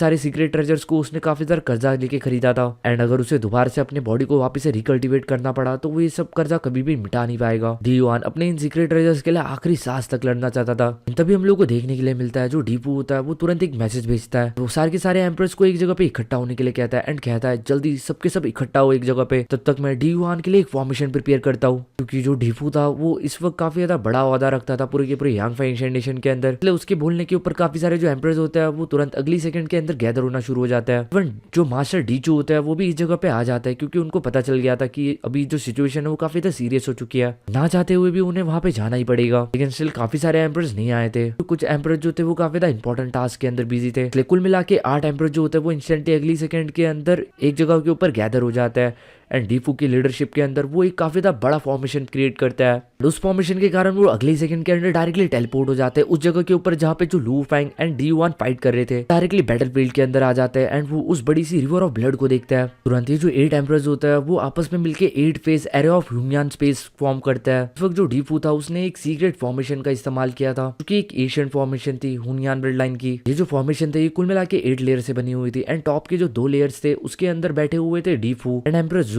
बाकी के जो 6 एम्परर्स थे वो नीचे की तरफ थे जो कि इस पूरे के पूरे फॉर्मेशन के अंदर पावर डाल रहे थे। टॉड इनमें से कोई भी डीयुआन को सेव नहीं करना चाहता था। एट द एंड जो डीयुआन था वो एक एम्परर था एंड जो डीयुआन जैसे एम्परर है वो किसी आइडल प्रैक्टिशनर के हाथों नहीं मारा जा सकता इस तरीके से। लेकिन जो एम्परर डीफू थे वो लू फैंग के बीच में एंड अपने बीच के अंदर की जो रिलेशनशिप थी उसे खराब नहीं करना चाहते थे। अगर किसी तरीके से लू फैंग ने अगर डीयुआन को मार दिया तो डेफिनेटली लू फैंग के ऊपर काफी ज्यादा बड़ा कहर बरस सकता है, क्योंकि उसके बाद पूरी की पूरी यांग फै एंशिएंट नेशन की दुश्मनी हो जाएगी लू फैंग के साथ। ये जो दुश्मनी है ये इनफॉर्मल नहीं रहेगी और ये फॉर्मल ही रहेगी, लेकिन फिर भी ना चाहते हुए भी फिर जो डीफू है उसे यांग फै एंशिएंट नेशन की तरफ से लड़ना होगा, क्योंकि डीफू बिल्कुल भी नहीं चाहता था, क्योंकि वो लू फैंग को अपना दोस्त बनाना चाहता था। वही पिछले 2 सेकंड से जो लू फैंग की ब्लड रिवर थी जो कि डीफू को पूरी तरीके से अपने अंदर इनहेलेटेड कर रही थी, उसी को रोकने के लिए ये ग्रेट फॉर्मेशन बन चुकी थी। इसके अंदर से निकलने वाली जो पावर होती है वो डायरेक्टली इस ब्लड रिवर को पीछे की तरफ धक्का देने लग जाती है। एंड जब डीयुआन ये सारी चीजें देखता है तो उसके सांस में सांस आती है। ये बंदा अभी तक भी इसलिए जिंदा रह पाया क्योंकि इसके पास काफी सारी सुप्रीम ट्रेजर्स है, लेकिन ये स्टिल ज्यादा टाइम तक जिंदा नहीं रह पाता अगर ये लोग उसकी मदद करने के लिए नहीं आते तो। दूसरी तरफ जो लू फैंग था वो इस ब्लड रिवर को अपने स्टार टावर की पावर्स की मदद से कंट्रोल कर रहा था। दोनों तरफ के जो लोग थे वो सुपर पावरफुल सीक्रेट ट्रेजर्स का इस्तेमाल कर रहे थे। एंड दोनों तरफ की जो अपर लिमिट थी वो ऑलरेडी ओरिजिन कॉन्टिनेंट की अपर लिमिट को टच कर चुकी थी। लेकिन जब लू फैंग की जो ब्लड रिवर है ये वापस से फाइट बैक करने लग जाती है तो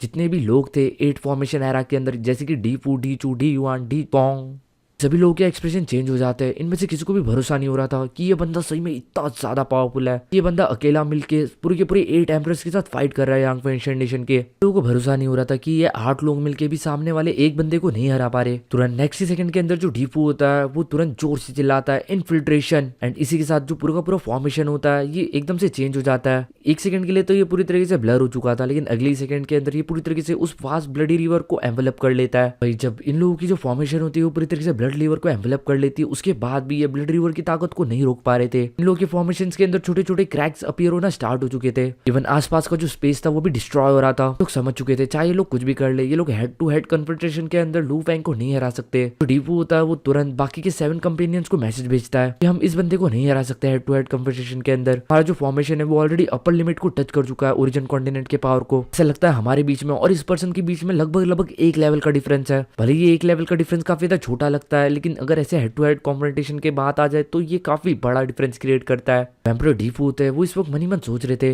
कहीं ये लॉर्ड ऑफ 10,000 रिलम तो नहीं है जो ऑलरेडी ब्रेक थ्रू कर चुके हो एंड वो गॉड किंग लेवल के अल्टीमेट रिलम तक पहुंच चुके हो, या फिर कहीं ये ईस्ट एक्सट्रीम रीजन का पर्सन तो नहीं है। इस वक्त सारे के सारे जो 8 एम्परर्स थे वो काफी ज्यादा पैनिक कर चुके थे, क्योंकि ये 8 लोग आपस में हाथ मिलाने के बाद भी डिसएडवांटेज स्टेट के अंदर थे। दूसरी तरफ हम लोगों को युआन देखने के लिए मिलता है जो कि अभी भी लू फैंग के ब्लड रिवर के अंदर पूरी तरीके से एनवेलप था। वो जोर से चिल्लाते हुए कहता है मुझे बचाओ, मुझे जल्दी से बचाओ, मैं और ज्यादा नहीं रुक सकता, मैं मरने वाला हूँ। अभी जो डीफू होता है वो एक मैसेज भेजता है काफी ज्यादा कामली, माफ करना हम तुम्हें चाह के भी नहीं बचा सकते। 8 लोग मिलके भी इस बंदे से फाइट नहीं कर पा रहे। वही जो डियान होती है वो डियान को मैसेज भेजती है कि तुम्हें जल्दी जल्दी रिकॉग्निट करना होगा। डियान एक और मैसेज भेजती है कि रिजर्वेशन करियर को इस्तेमाल करने की कोशिश मत करना। जो रिजर्वेशन करियर है वो ऑलरेडी काफी ज्यादा वीक हो चुका है। मुझे लगता है कि अगर तुम वहां से रिकॉग्निट करने की कोशिश करोगे तो वो ब्लैक रॉक तुम्हें रोक लेगा। भाई जो डियान का शरीर था वो धीरे धीरे करके ठंडा पड़ने लग गया था। वो समझ चुका था कि अभी कुछ नहीं हो सकता, लेकिन उसके बाद भी वो चिल्ला रहा था मदद के लिए। सारे लोग बारी बारी से उसे मैसेज भेज रहे थे कि उनमें से कोई भी कुछ नहीं कर सकता। हम लोग को डी किंग देखने के लिए मिलता है जिसने भले ही एक्शन लिया हो, लेकिन स्टार्टिंग से लेकर एंड तक उसने कोई भी मैसेज नहीं भेजा था। समझ चुका था कि सब कुछ ऑलरेडी खत्म हो चुका है। एंड इस वक्त तक जो डीयुआन था वो पूरी तरीके से एक चीज समझ चुका था कि उसके बचने का कोई भी रास्ता नहीं है। इवन वो अपने आप को अभी रिकॉग्निट भी नहीं कर सकता, क्योंकि जो लू फैंग है उसे इवन 8 फेज एरा भी नहीं रोक पाया। जो भी बंदा है ये space and cause and effect के अंदर काफी ज्यादा अच्छा है। इवन ये कर्ज भी कर सकता है कि स्पिरिचुअल विल अटैक्स भी एक अलग ही लेवल के ऊपर है। चाहे कुछ भी कर ले, इवन अगर ये रिकॉग्निशन करियर को इस्तेमाल भी कर लेगा उसके बाद भी ये मारा जाएगा। इसका बस एक ही मतलब था,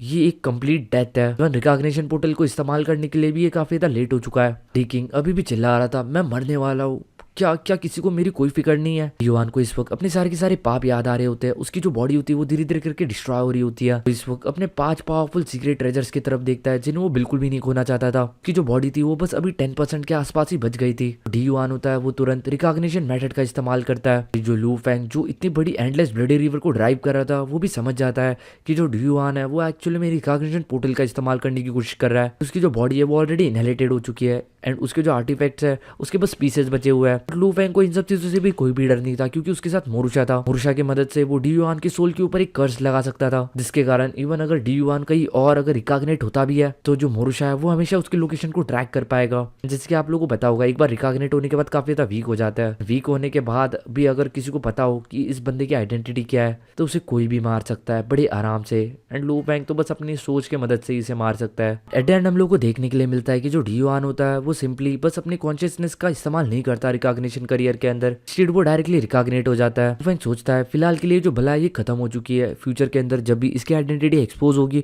वो उसे पूरी तरीके से खत्म कर सकता है। जो लू फैंग होता है वो फिलहाल के लिए सारे के सारे सीक्रेट ट्रेजर और बाकी की सारी आइटम्स उठा लेता है जो भी डी युआन के बॉडी के अंदर थी। दूसरी तरफ हम लोग को वो 8 एम्प्रेस देखने के लिए मिल सकते थे जो इस वक्त काफी ज्यादा गुस्से में थे। एंड वो लू फैंग की तरफ चिल्लाते हुए कहता है, वन थॉट तुमने डी युआन को मार दिया लेकिन उसके बाद भी तुम नहीं बच पाओगे। हम जानते हैं कि तुम गॉड किंग लेवल के ऊपर हो, क्या हुआ, हमारा यांग फैंग नेशन तुम्हें कभी भी नहीं छोड़ेगा। वही जो लू फैंग होता है वो जोर जोर से हंसने लग जाता है एंड कहता है, क्या तुम गिव अप नहीं करोगे, तुम उखाड़ ही क्या सकते हो मेरा। तो लू फैंग होता है वो उन 8 के 8 एम्प्रेस को पूरी तरीके से इग्नोर कर देता है। एंड इस चीज के कारण उन लोगों को और ज्यादा गुस्सा आ रहा होता है। इस वक्त इन लोगों को समझ नहीं आ रहा, अगर east extreme region and Wenji kingdom के अंदर से किसी ने भी इस वक्त एक्शन नहीं लिया तो आखिर ये जो मिस्टीरियस पर्सन है ये है कौन। ये जो ईस्ट एक्सट्रीम रीजन है एंड जो लॉर्ड ऑफ वेंजी किंगडम है ये दोनों के दोनों काफी अच्छी तरीके से जानता है कि जो यांग फैंग नेशन का जो लॉर्ड है यानी कि जो 2 एंसेस्टर्स है वो सारे के सारे ऑलरेडी गॉड किंग लेवल को सरपास करते हुए बाहर जा चुके हैं केज के। वो इतने ज्यादा पावरफुल है कि वो इन लोगों को किसी भी वक्त निपटा सकता है। तो अगर उन दोनों में से किसी ने भी इस वक्त अगर एक्शन नहीं लिया तो आखिर ये मिस्टीरियस पर्सन है कौन। एंड इसी के साथ जो लू फैंग एंड मोरुशा होता है वो इन लोगों के सामने से निकल जाते हैं एंड ये लोग कुछ भी नहीं कर पाते। वो जो 8 के 8 लोग होते हैं वो एक दूसरे की तरफ देखते हैं। टिफू कहता है जो डी युआन है उसने अपने आप को रिकॉग्नेट कर लिया लेकिन जितना कर्जा उसका क्लैन के ऊपर है वह उसे अगर रॉयल फैमिलीज के द्वारा रिकॉग्नाइज कर लिया जाए के बाद भी कोई फायदा नहीं होगा क्योंकि वो कभी भी अपने आप को कभी भी अल्टीमेट लाइफ फॉर्म तक वापस से कभी कल्टीवेट नहीं कर पाएगा। अगर फ्यूचर के अंदर उसने गलती से भी अगर यांग फैंग नेशन के साथ जुड़ने की कोशिश की तो उसकी जो आइडेंटिटी है वो एक्सपोज हो जाएगी। अगर वो अपनी आइडेंटिटी को एक्सपोज करता है तो यानी कि वो खुद अपने मौत को अपने करीब बुला रहा है। जैसे ही उसकी आइडेंटिटी एक्सपोज होगी लू फैंग तुरंत पलक झपकते हुए उसको खत्म कर देगा। यांग फैंग नेशन के जो 13 एम्प्रेस थे उसमें से एक मारा गया था यानी कि अभी बस 12 एम्प्रेस बचे थे। जो royal family of Yang Fang kingdom था ये पूरे सब लोगों के लिए एक जोक बन के रह गया था, एक मजाक बन के रह गया था। लास्ट के अंदर पूरा का पूरा जो यांग फैंग नेशन था वो काफी ज्यादा पावरफुल था एंड वो सारे के सारे बड़े बड़े फैक्शंस को सप्रेस करते आया था। अगर थंडर एशियन किंगडम को छोड़ दिया जाए तो उनके अलावा कोई भी उनके सामने अपना सर उठाने की हिम्मत नहीं करता था। आज रैंडमली एक बंदे ने आके उनके एक एम्परर को मार दिया, इसके कारण डेफिनेटली एक बहुत बड़ा ह्यूज इम्पैक्ट क्रिएट हुआ था पूरे के पूरे ओरिजिन कॉन्टिनेंट के अंदर। ये लोग एक चीज समझ चुके थे कि ये जो ब्लैक रॉक वाला पर्सन है ये जो भी है ये इतना ज्यादा पावरफुल है कि ये लोग इस पर्सन को खुद अकेले नहीं हैंडल कर सके। डेफिनेटली इस मैटर को अपने एंसेस्टर्स को रिपोर्ट करना पड़ेगा, जितना जल्दी हो सके उतना जल्दी। नेक्स्ट मोमेंट के अंदर हम लोग को देखने के लिए मिलता है कि जो 8 के 8 एम्परर होता है यांग फैंग किंगडम के क्विंगडू रीजन के अंदर जाते हैं जहाँ पे एम्परर क्वीन राज करते थे। उनके पैलेस के अंदर जाने के बाद उन लोगों को पता चलता है कि एक्चुअल में वो रिट्रीट के अंदर है एंड वहाँ पे बाहर उन्होंने एक पपेट खड़ा कर रखा है। इस पपेट ने उन 8 एम्परर को जगह पे ही रोक दिया था। वो उस पपेट से कहता है कि इस बार बहुत बड़ी दिक्कत आई है, 13 एम्परर में से एक एम्परर यानी कि एम्परर युआन वो मारे गए हैं। हमें जल्दी से जल्दी एम्परर क्वीन से इस बारे में बात करनी है। वो जो पपेट होता है वो कहता है जो एम्परर क्वीन है वो इस वक्त पूरी तरीके से सिक्लूजन के अंदर है। उन्होंने किसी को भी मना किया है किसी को भी डिस्टर्ब करने से। जो डियान होता है वो चिल्लाते हुए कहता है क्या तुम्हें इस बात की गहराई समझ नहीं आ रही, हम 13 एम्परर्स में से एक मारा गया है, ये बहुत ज्यादा जरूरी मैटर है। वो जो पपेट होता है वो कहता है वन तुम 12 के 12 भी मर जाओ उसके बाद भी मुझे कोई फर्क नहीं पड़ता, मैं तुम में से किसी को भी अंदर नहीं जाने दूंगा। इसे सुनने के साथ सभी लोग पूरी तरीके से शॉक हो जाता है। एम्परर चू को भी ये सारी चीजें काफी ज्यादा अजीब लग रही थी लेकिन इनमें से किसी के भी अंदर इतनी ज्यादा हिम्मत नहीं थी कि वो इस पपेट को मार के अंदर जा सके। स्लेव ये लोग चाह के भी कुछ नहीं कर पाते एंड ये लोग यहाँ से निकल जाते हैं। बाद ये आठों के आठों लोग अपने फर्स्ट एंसेस्टर को इन सब चीजों के बारे में बताने के लिए यांगफे एशियन नेशन के एक हिडन केव के अंदर पहुंचते हैं। क्योंकि बाहर आने के बाद जो एम्परर फू होता है वो रिस्पेक्टफुली सब लोग वो करके खड़े हो जाते हैं एंड एम्परर फू जोर से चिल्लाते हुए कहते हैं, रिपोर्टिंग टू फर्स्ट एल्डर, हमारे 13 एम्परर्स में से एक एम्परर यानी कि डी युआन वो मारे जा चुके हैं। इस वक्त सारे के सारे एम्परर काफी ज्यादा दुविधा के अंदर है। सिस्टर हम चाहते हैं कि आप आके हमें एनलाइटमेंट प्रोवाइड करें, कि कुल मिला के गाइडेंस। एंड फिर एम्परर फू कहता है कि वो आठों के आठों मिलके भी इस बंदे का कुछ भी नहीं उखाड़ पाया, तो उन्हें एंसेस्टर की मदद की जरूरत है, उन्हें एंसेस्टर के इंस्ट्रक्शन चाहिए। एंड ये सब चीजें बोलने के बाद वो सारे के सारे मुंडी झुका के खड़े हो जाते हैं। इन लोगों के बोलने के बाद भी वो जो सामने वाला केव होता है वो पूरी तरीके से साइलेंट होता है, उसके अंदर से कोई भी रिस्पॉन्स नहीं आता। जो एम्परर्स होते हैं आपस में बात करने लग जाता है कि ऑलरेडी वो एंसेस्टर को रिपोर्ट कर चुका है, लेकिन अभी तक एंसेस्टर ने कुछ भी रिप्लाई नहीं किया। इसका बस एक ही मतलब बनता है कि जो एंसेस्टर है वो अपने सक्लूजन के अंदर है and according to the rule of Yangfei Asian nation, ancestor seclusion के बाहर आएंगे तो डेफिनेटली उन्हें इन सब चीजों के बारे में पता चल जाएगा। इवन थॉट अगर यहाँ पे एंसेस्टर का कोई क्लोन भी जिंदा रहता या फिर जगह रहता तो वो भी उनकी मदद कर सकता था, लेकिन यहाँ पे कोई क्लोन भी नहीं था, वरना वो पक्का इन लोगों को रिप्लाई जरूर करता। क्योंकि अभी इन लोगों को एंसेस्टर की तरफ से भी रिप्लाई नहीं मिलता तो ये सब लोग उदास हो चुके थे एंड सब लोग अपने अपनी जगह के अंदर चले जाते हैं। तो हम लोग को वो जगह देखने के लिए मिलती है जहाँ पे लू फैंग ने डी युआन को मारा था। पे एक मिडिल एज वाला पर्सन देखने के लिए मिलता है कि आसपास की जितनी भी बैटल हुई थी उसको ऑब्जर्व करने की कोशिश कर रहा था, लेकिन कुल मिला के ये इस जगह को इन्वेस्टिगेट कर रहा था, लेकिन एट द एंड इस बंदे को कुछ भी नहीं मिलता। डी युआन जो था वो मारा गया एंड जो डीमन लॉर्ड टियान हुआ था कि नंबर 1 का सीनियर पर्सन था यानी कि पापी बंदा, एंड ये एक पपेट था जो कि डी युआन का ही था। ये पपेट भी कहीं ना कहीं किसी तरीके से गायब हो चुका था एंड क्योंकि यहाँ पे कोई भी सबूत नहीं बचाता था, ये जो बंदा था ये कुल मिला के समझ चुका था कि ये जो भी मर्डरर है ये जरूर अल्टीमेट रिलम के ऊपर एटलीस्ट है, क्योंकि इवन अगर उसे यांगफे एशियन नेशन के 8 एम्परर्स के द्वारा मिलके भी नहीं रोका जा पाया, person definitely God king level को सरपास कर चुका है। इसलिए इस पर्सन को कहीं ना कहीं मन ही मन गुस्सा आ रहा था कि आखिर ये बंदा है कौन जिसने इवन 2 एशियन कंट्रीज को भी फेस नहीं दिया एंड इसने एम्परर युआन को मार दिया। एंड ये भी इस चीज के बारे में जानने के लिए काफी तक क्यूरियस था कि आखिर ये बंदा है कौन। इस बंदे के जाने के बाद लॉर्ड ऑफ 10,000 रिलम, टियानमू रिलम के बीस्ट एंड काफी सारे जो 3 मेजर अलायंस रेसेस है ये सारे भी इन्वेस्टिगेशन करते हैं, लेकिन घंटा इन लोगों को कुछ नहीं मिलता। लू फैंग ने यहाँ पे जो भी काम किया था काफी ज्यादा सफाई के साथ किया था। जल्दी ये सारी की सारी जो न्यूज़ है ये पूरी तरीके से पूरे के पूरे ओरिजिन कॉन्टिनेंट के अंदर फैल जाती है कि एम्परर युआन मारे गए एंड इवन 8 एम्परर्स मिलके भी एम्परर युआन को नहीं बचा पाए। सारे न्यूज़ सुनने के बाद इवन जो थंडर एशियन नेशन था वो भी खौफ के अंदर जी रहा था। देखा जाए तो जो थंडर एशियन नेशन था वो यांगफे एशियन नेशन से थोड़ा सा ज्यादा पावरफुल है। अगर थंडर एशियन नेशन के अंदर जाके लू फैंग किसी को मारना चाहे तो ये लू फैंग के लिए बिल्कुल भी आसान नहीं होगा, क्योंकि आप लोगों ने जैसे कि लास्ट टाइम देखा था कि जो लू फैंग का विल पावर अटैक है वो लगभग 70 to 80% ब्लॉक कर दिया गया था थंडर एशियन नेशन के फॉर्मेशन के द्वारा, जब वो एक पापी इंसान को मार रहा था जिसका एक क्लोन थंडर एशियन नेशन के अंदर ही रह गया था। ये तो थंडर एशियन नेशन वाले थे ये लोग काफी ज्यादा चिंतित थे, क्योंकि कुल मिला के वो समझ चुके थे ये जो भी बंदा ये काफी ज्यादा पावरफुल है एंड अगर ये सच्ची में अपनी पे आ गया एंड ये थंडर एशियन नेशन वाले मुनार्स के ऊपर हमला करने लग गया, ये लोग उसे नहीं संभाल पाएंगे। एंड इसका रीज़न ये नहीं था कि ये लोग पावरफुल नहीं है उस बंदे को संभालने के लिए, रीज़न ये है क्योंकि आप लोगों को ऑलरेडी पता होगा कि जो थंडर एशियन नेशन वाले लोग हैं वो हुनयान ब्लड लाइन को कल्टीवेट करते हैं। ज़्यादातर जो लोग हैं वो सारे के सारे सेकंड लेवल के ऊपर ही है एंड कुछ हो सकते हैं मे बी 3rd लेवल के ऊपर हो, लेकिन वो टॉप के मुनार्स होंगे। एंड जब एक अल्टीमेट रिलम का वॉरियर इन लोगों के सामने आएगा लड़ने के लिए, मे बी ये हो सकता है कि ये लोग अपनी हुनयान ब्लड लाइन के कारण अपना कंट्रोल खो दे। अगर एक बार इन लोगों ने अपना कंट्रोल खो दिया तो ये जिंदा ज़ॉम्बी इसके अलावा कुछ भी नहीं है, यानी कि फिर इन लोगों की जो सोचने समझने की क्षमता होती है वो खत्म हो जाती है एंड सामने वाला बंदा आराम से इनको विल पावर अटैक से मार सकता है। इन लोगों ने भी काफी हद तक चौकन्ना रहना शुरू कर दिया था एंड ये लोग भी जितनी ज्यादा हो सके उतनी ज्यादा रिसर्च करने की कोशिश कर रहे थे इस चीज के पीछे। ऐसे भी ये पूरे के पूरे यांगफे एशियन किंगडम के हिस्ट्री के अंदर पहली बार ऐसा कुछ हो रहा था कि 13 एम्परर्स में से कोई एक एम्परर मारा गया। लगभग हाफ सेंचुरी बीत चुकी थी डी युआन के मरने से। जो डी युआन था वो भी रिटर्न नहीं हुआ था, यानी कि उसके रिकॉग्निशन का कोई भी सबूत नहीं मिला था एंड इसका सभी लोग बस एक ही मतलब समझ रहे थे कि जो डी युआन है वो पूरी तरीके से मारा गया। सीन शिफ्ट होता है हम लोग को डी चू लीनियज देखने के लिए मिलता है जिसके अंदर काफी सारी प्रिंसेस हम लोग को देखने के लिए मिल सकती थी। रॉयल फैमिली के कुछ प्रिंस भी थे, लोग आपस में पार्टी वगैरह बना रहे होते हैं। इन सभी लोगों के बीच में इस वक्त एक हॉट टॉपिक होता है, वो हॉट टॉपिक होता है डेथ ऑफ एम्परर युआन। वैसे भी आप लोगों को ऑलरेडी पता होगा कि जो एम्परर चू है,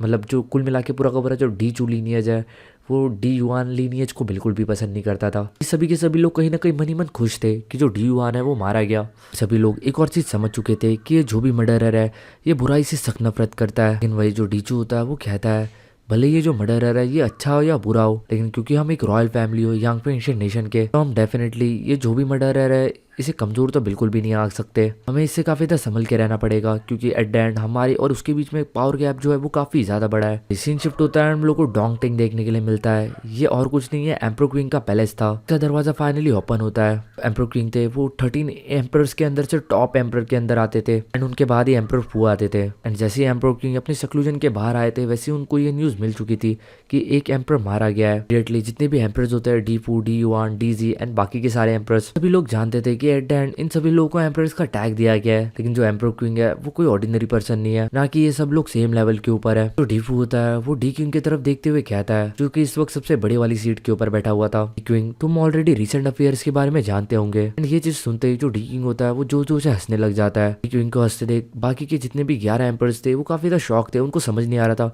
इतने ज्यादा सीरियस मैटर के ऊपर ये जो डी क्विंग है ये हंस क्यों रहा है। जिसके बाद जो डी क्विंग होता है वो डीफू से पूछता है क्या डी युआन के रिकॉग्निशन के बारे में कोई खबर मिली, क्या वो यांग वैन नेशन फैमिली के अंदर उसने किसी से कोई भी कांटेक्ट किया। डीफू ना के अंदर मुंडी हिला देता है। किंग कहता है वो बंदा करेगा भी क्यों, वो ऑलरेडी बहुत बड़े कर्जे के अंदर था यांग वैन नेशन के, उसने काफी सारे पैसे लेके रखे थे। अगर इस वक्त वो अगर अपनी आइडेंटिटी को रिवील करता है तो पहला था वो मर्डरर को इन्वाइट करेगा, दूसरा वो हमारे कर्ज बोझ तले पूरी तरीके से दब जाएगा। एंड इस चीज की कोई गारंटी नहीं कि जो अदा उसे पहले दिया जाता था वही ओहदा उसे अभी मिले, क्योंकि उसे अभी अपने आप को पावरफुल बनाने के लिए काफी ज्यादा लंबा टाइम लग जाएगा। अगर वो जिंदा भी होगा तो वो जरूर किसी न किसी ट्राइबल फैमिली के छोटे मोटे फैमिली के अंदर बॉर्न हुआ होगा। ये सब चीजें सुनने के बाद जो डी किंग होता है वो कहता है तुम सब लोग इतना ज्यादा चिंता क्यों कर रहे हो, बस एक छोटा सा मैटर था, तुम सबको इतना ज्यादा सोचने की जरूरत नहीं है इन सब चीजों के बारे में। वो हंसने लग जाता है। डी क्विंग की ऐसी बातें सुन के जो डीबू होता है उसे काफी ज्यादा गुस्सा आ जाता है। वो चिल्लाते हुए कहता है क्या तुमको ये मजाक लग रहा है, 13 एम्परर्स में से एक मारा गया, इसके कारण पूरी की पूरी यांग वैन नेशन का जो नाक है वो पूरी तरीके से कट चुका है एंड तुम्हें ये मजाक लग रहा है। इतना कहने के बाद जो डीबू होता है वो पूरी तरीके से शांत हो जाता है क्योंकि उसकी धड़कनें काफी ज्यादा तेज हो चुकी थी। के अंदर इतना तो गुदा नहीं था कि वो डी किंग के सामने कुछ भी बोल सके। इस वक्त डीबू को इस तरीके से बोलते हुए बाकी के जो एम्परर्स थे वो लोग भी थोड़े से शॉक थे, लेकिन वो सारे के सारे अपनी मुंडी झुका के ही खड़े रहता है। किंग कहता है वो बंदा वो एक तो रिकॉग्नेट हुआ होगा या फिर नहीं हुआ होगा, इसी से क्या ही फर्क पड़ता है। किंग बाकी के 11 एम्परर्स की तरफ देखता है एंड कहता है तुम लोगों को अंदाजा भी है कि तुम लोग कितनी अच्छी जिंदगी जी रहे हो ओरिजिन कॉन्टिनेंट के अंदर, छोटे मोटे मैटर्स के कारण तुम सभी लोगों को डिस्टर्ब कर देते हो। सभी लोगों को ऑलरेडी पता है कि जो ओरिजिन कॉन्टिनेंट है ये खत्म होने वाला है जल्दी, जो कैपेबल नहीं होगा एट द एंड वो सारे के सारे मारे जाएंगे। एक और चीज काफी इसी तरीके से जानते हो, जो एंसेस्टर है वो हमारे इस दुनिया के बाहर अंधेरे के अंदर जी जान लगा के फाइट कर रहा है, इसके लिए ये सारा डेंजर ये सब हमारे लिए हो रहा है। वो हमें कल्टीवेट कर रहे हैं अपने प्रीशियस रिसोर्सेज देके, यहाँ पे इतना कुछ हो रहा है एंड तुम्हें एक छोटे से बंदे के मरने के इतना ज्यादा दुख हो रहा है। हालांकि जो डी किंग था वो बस एक ही चीज कहना चाहता था, ओरिजिन कॉन्टिनेंट के अंदर जितने भी लोग रह रहे हैं, जितने भी एम्परर्स है, ये सारे के सारे काफी ज्यादा कंफर्टेबल एंड काफी ज्यादा सेफ लाइफ जी रहा है। लेकिन असली डेंजर तो ओरिजिन कॉन्टिनेंट के बाहर है एंड इसलिए ओरिजिन कॉन्टिनेंट के जो बाहर के मैटर्स है वो इस वक्त इन लोगों के लिए सबसे ज्यादा इंपॉर्टेंट होना चाहिए, ना कि किसी आटू झाटू बंदे की डेथ। के बाद डी किंग वापस से कहता है तुम आठों के आठों लोग गए थे उस ब्लैक रॉक वाले पर्सन से फाइट करने के लिए, तुम लोगों ने सेक का सीक्रेट फॉर्मेशन इस्तेमाल किया, उसी के साथ तुम्हारी जो पावर थी वो ऑलरेडी गॉड किंग लेवल के बियॉन्ड जा चुकी थी, ऑलरेडी ओरिजिन कॉन्टिनेंट के अपर लिमिट तक पहुंच चुकी थी। इस सर्कमटेंसेस के अंदर भी तुम उस ब्लैक रॉक वाले पर्सन को सप्रेस नहीं कर पाए। इसका बस एक ही मतलब निकलता है कि वो जो ब्लैक रॉक वाला पर्सन है आइदर उसके पास काफी ज्यादा एक्सट्रीमली पावरफुल सीक्रेट ट्रेजर है जिसके मदद से वो तुम सभी लोगों से लड़ पाया, या फिर उसका जो रिलम है वो तुम सभी लोगों से काफी ज्यादा हाई है। वन थॉट अगर वो सेम लेवल के ऊपर भी हुआ उसके बाद भी हम में से कोई भी क्वालिफाई नहीं है उस पर्सन के साथ फाइट करने के लिए, क्योंकि जो उसका रिलम है वो हमेशा हमसे काफी ज्यादा ही रहेगा। ओरिजिन कॉन्टिनेंट के अंदर सुप्रीम रूल्स एक्ट करते हैं एंड एक पावर से ज्यादा पावर कोई भी ओरिजिन कॉन्टिनेंट के अंदर नहीं लगा सकता। तो इस तरीके से अगर देखा जाए तो इवन अगर एंसेस्टर खुद भी आ जाता है यहाँ पे तभी भी वो इस बंदे का कुछ भी उखाड़ नहीं सकते, क्योंकि जो एंसेस्टर है वो भी इस दुनिया के अंदर एक लिमिटेड पावर ही यूज कर सकता है। लेकिन कहता है ओरिजिन कॉन्टिनेंट ये काफी ज्यादा बड़ा है, ये बिल्कुल काफी ज्यादा अनरीजनेबल लग रहा है कि इतना ज्यादा पावरफुल पर्सन अचानक से सडनली अपीयर हो गया। लेकिन तुम चिंता मत करो, मैं लॉर्ड ऑफ 10,000 रिलम से इस चीज के बारे में डेफिनेटली बात करूंगा। जब डी किंग ये सारी चीजें बोल रहा था तभी उसका जो एक क्लोन होता है उस स्पेस के बैरियर्स को क्रैक करते हुए डायरेक्टली 10,000 रिलम के अंदर पहुंच जाता है, वही वो लॉर्ड ऑफ 10,000 रिलम के पैलेस के अंदर पहुंच जाता है। ये दोनों लोग जो थे ये काफी अच्छे खासे दोस्त थे, मतलब बहुत ज्यादा अच्छे दोस्त तो नहीं बोल सकते लेकिन एक तरीके से कैंपेनियन आप समझ सकते हो कि जो डी किंग है एंड ये जो लॉर्ड ऑफ 10,000 रिलम है ये दोनों के दोनों लगभग सेम पावर लेवल के ऊपर है, बस जो लॉर्ड ऑफ 10,000 रिलम है वो थोड़ा सा वीक है अगर डी किंग के साथ कंपेयर किया जाए तो, लेकिन ये दोनों के दोनों कंपेनियन है। जब डी किंग यहाँ पे पहुंचता है तो वो देखता है कि जो लॉर्ड ऑफ 10,000 रिलम है वो एक्चुअल में रिट्रीट के अंदर है। कुछ ही टाइम के बाद जो लॉर्ड ऑफ 10,000 रिलम होता है वो अपने आंखें खोलता है एंड डी किंग की तरफ देखते हुए कहता है मेरे पुराने भाई तुम कैसे हो, तुम तो दिन ब दिन काफी ज्यादा पावरफुल बनते जा रहे हो। डी किंग था वो ऑलरेडी अल्टीमेट रिलम को थोड़ा बहुत ब्रेक थ्रू करने लग गया था, लेकिन जो 10,000 रिलम था वो अभी भी अल्टीमेट रिलम के अंदर ही था। वो कहता है मैंने तुम्हें बुलाया था कि हम दोनों मिलकर आराम से एक्सटर्नल वर्ल्ड को एक्सप्लोर करेंगे, तुमने मेरा साथ नहीं दिया। किंग कहता है हम एक क्रिएचर है एट द एंड जो कि सोर्स वर्ल्ड के अंदर बॉर्न हुआ है एंड हमें सुप्रीम रूल्स के द्वारा प्रोटेक्ट किया गया है इस सोर्स वर्ल्ड के अंदर। अगर हम लोग आउटसाइड वर्ल्ड के अंदर गए तो हम लोग मारे जाएंगे। हमारे पास बस एक ही तरीका है अपनी जान बचाने का, वो है कि हम लोग इसी जगह पे रह के अपने क्लोन्स को आउटसाइड वर्ल्ड के अंदर भेजें, क्योंकि अगर आउटसाइड वर्ल्ड के अंदर अगर हमारा क्लोन मारा भी जाता है तो इस सोर्स वर्ल्ड के अंदर हम फिर भी जिंदा रहेंगे। लेकिन ये जो ट्रिक है ये भी पूरी तरीके से कारीगर नहीं है, जैसे कि तुम्हें ऑलरेडी पता है कि आउटसाइड वर्ल्ड के अंदर की जो क्रिएचर्स है वो काफी ज्यादा भयानक है। जिस दिन हम उनसे मिले तो हमारा बचना काफी ज्यादा मुश्किल है। इवन थॉट हमारा सोर्स वर्ल्ड के अंदर कोई क्लोन जिंदा बच जाए, लेकिन क्या तुम्हें सही में लगता है कि वो जिंदा बच पाएगा? क्योंकि वो जो क्रिएचर्स है वो इतना ज्यादा भयानक है कि हम उनके विल पोल्यूशन के थ्रू नहीं बच सकते। आप लोगों को याद होगा गाइस, जो लू फैंग है उसने ड्रीम रिलम के अंदर एक आग देखी थी। उस आग की फोटो इतनी ज्यादा डेंजरस थी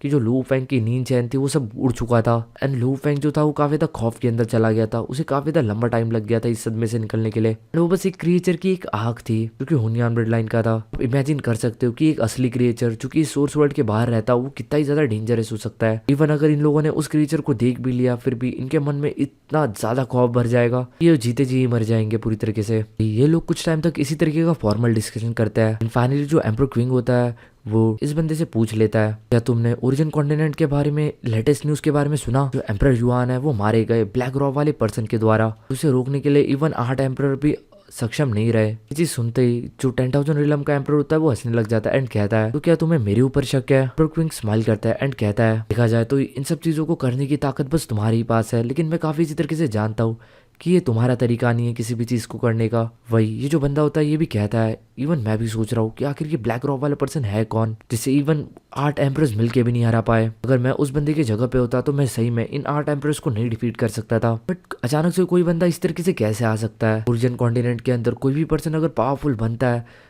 तो ये जो प्रोसेस होता है ये काफी ज्यादा लंबा होता है। ये स्टेप बाय स्टेप होता है। सबसे पहले पर्सन कोई भी चॉज रिलम के अंदर आता है, फिर डिवाइन किंग रिलम के अंदर जाता है, फिर सेकंड रिलम, फिर अल्टीमेट रिलम, उसके बाद वो अल्टीमेट रिलम को सरपास करता है। आखिरकार ये कौन है जो कि इतने टाइम से हम सभी लोगों की नजरों से छुपा हुआ है? एंड गाइस ये लोग फिर वापस से कुछ लोगों के बारे में डिस्कस करते हैं and at the and in लोगों का जो शक होता है वो बस 3 लोगों की तरफ गया था। एक था shadow heaven realm, fire ancestor and Lu He. Shadow heaven realm के बारे में मैं ज्यादा कुछ नहीं बोलूंगा क्योंकि मुझे भी नहीं पता कौन है ये बंदा। मे बी ये ईस्ट पोलर रीजन से हो। उसके अलावा फायर एंसेस्टर जो है वो आप लोगों को पता है इस बंदे के ऊपर इन लोगों का शक इसलिए जा रहा है क्योंकि इस बंदे को खुद युआन ने पर्सनली गाइडेंस प्रोवाइड की थी। इनको लग रहा है कि मे बी अपना ब्रेक थ्रू कर चुका हो तो इतनी ताकत इसी में कुछ करने की हो सकती है। एंड रही बात लू फैंग की, लू फैंग काफी ज्यादा जल्दी अपना ब्रेक थ्रू करके गॉड किंग लेवल के ऊपर पहुंच चुका था। जब वो चॉज रिलम के अंदर था तब वो पूरी तरीके से अनडिफिटेबल था चॉज रिलम के अंदर। जब वो गॉड किंग लेवल के ऊपर आया तो वो फर्स्ट लेवल के ऊपर पूरी तरीके से अनडिफिटेबल बन गया। जब वो सेकंड लेवल के ऊपर पहुंचा तो उसने फूड किंगडम की टेरिटरी के लिए फाइट की थी कुछ 3 से 4 गॉड किंग लेवल के वॉरियर्स के साथ। के अंदर से इवन एक सेक्टर 20 भी था, आप लोगों को याद होगा। कुल मिला के जो लू फैंग है वो टाइम टू टाइम छोटे मोटे मिरेकल्स करते रहता है। एक शक उन लोगों का लोहे की तरफ भी था, इसलिए नहीं क्योंकि वो बहुत ज्यादा पावरफुल था,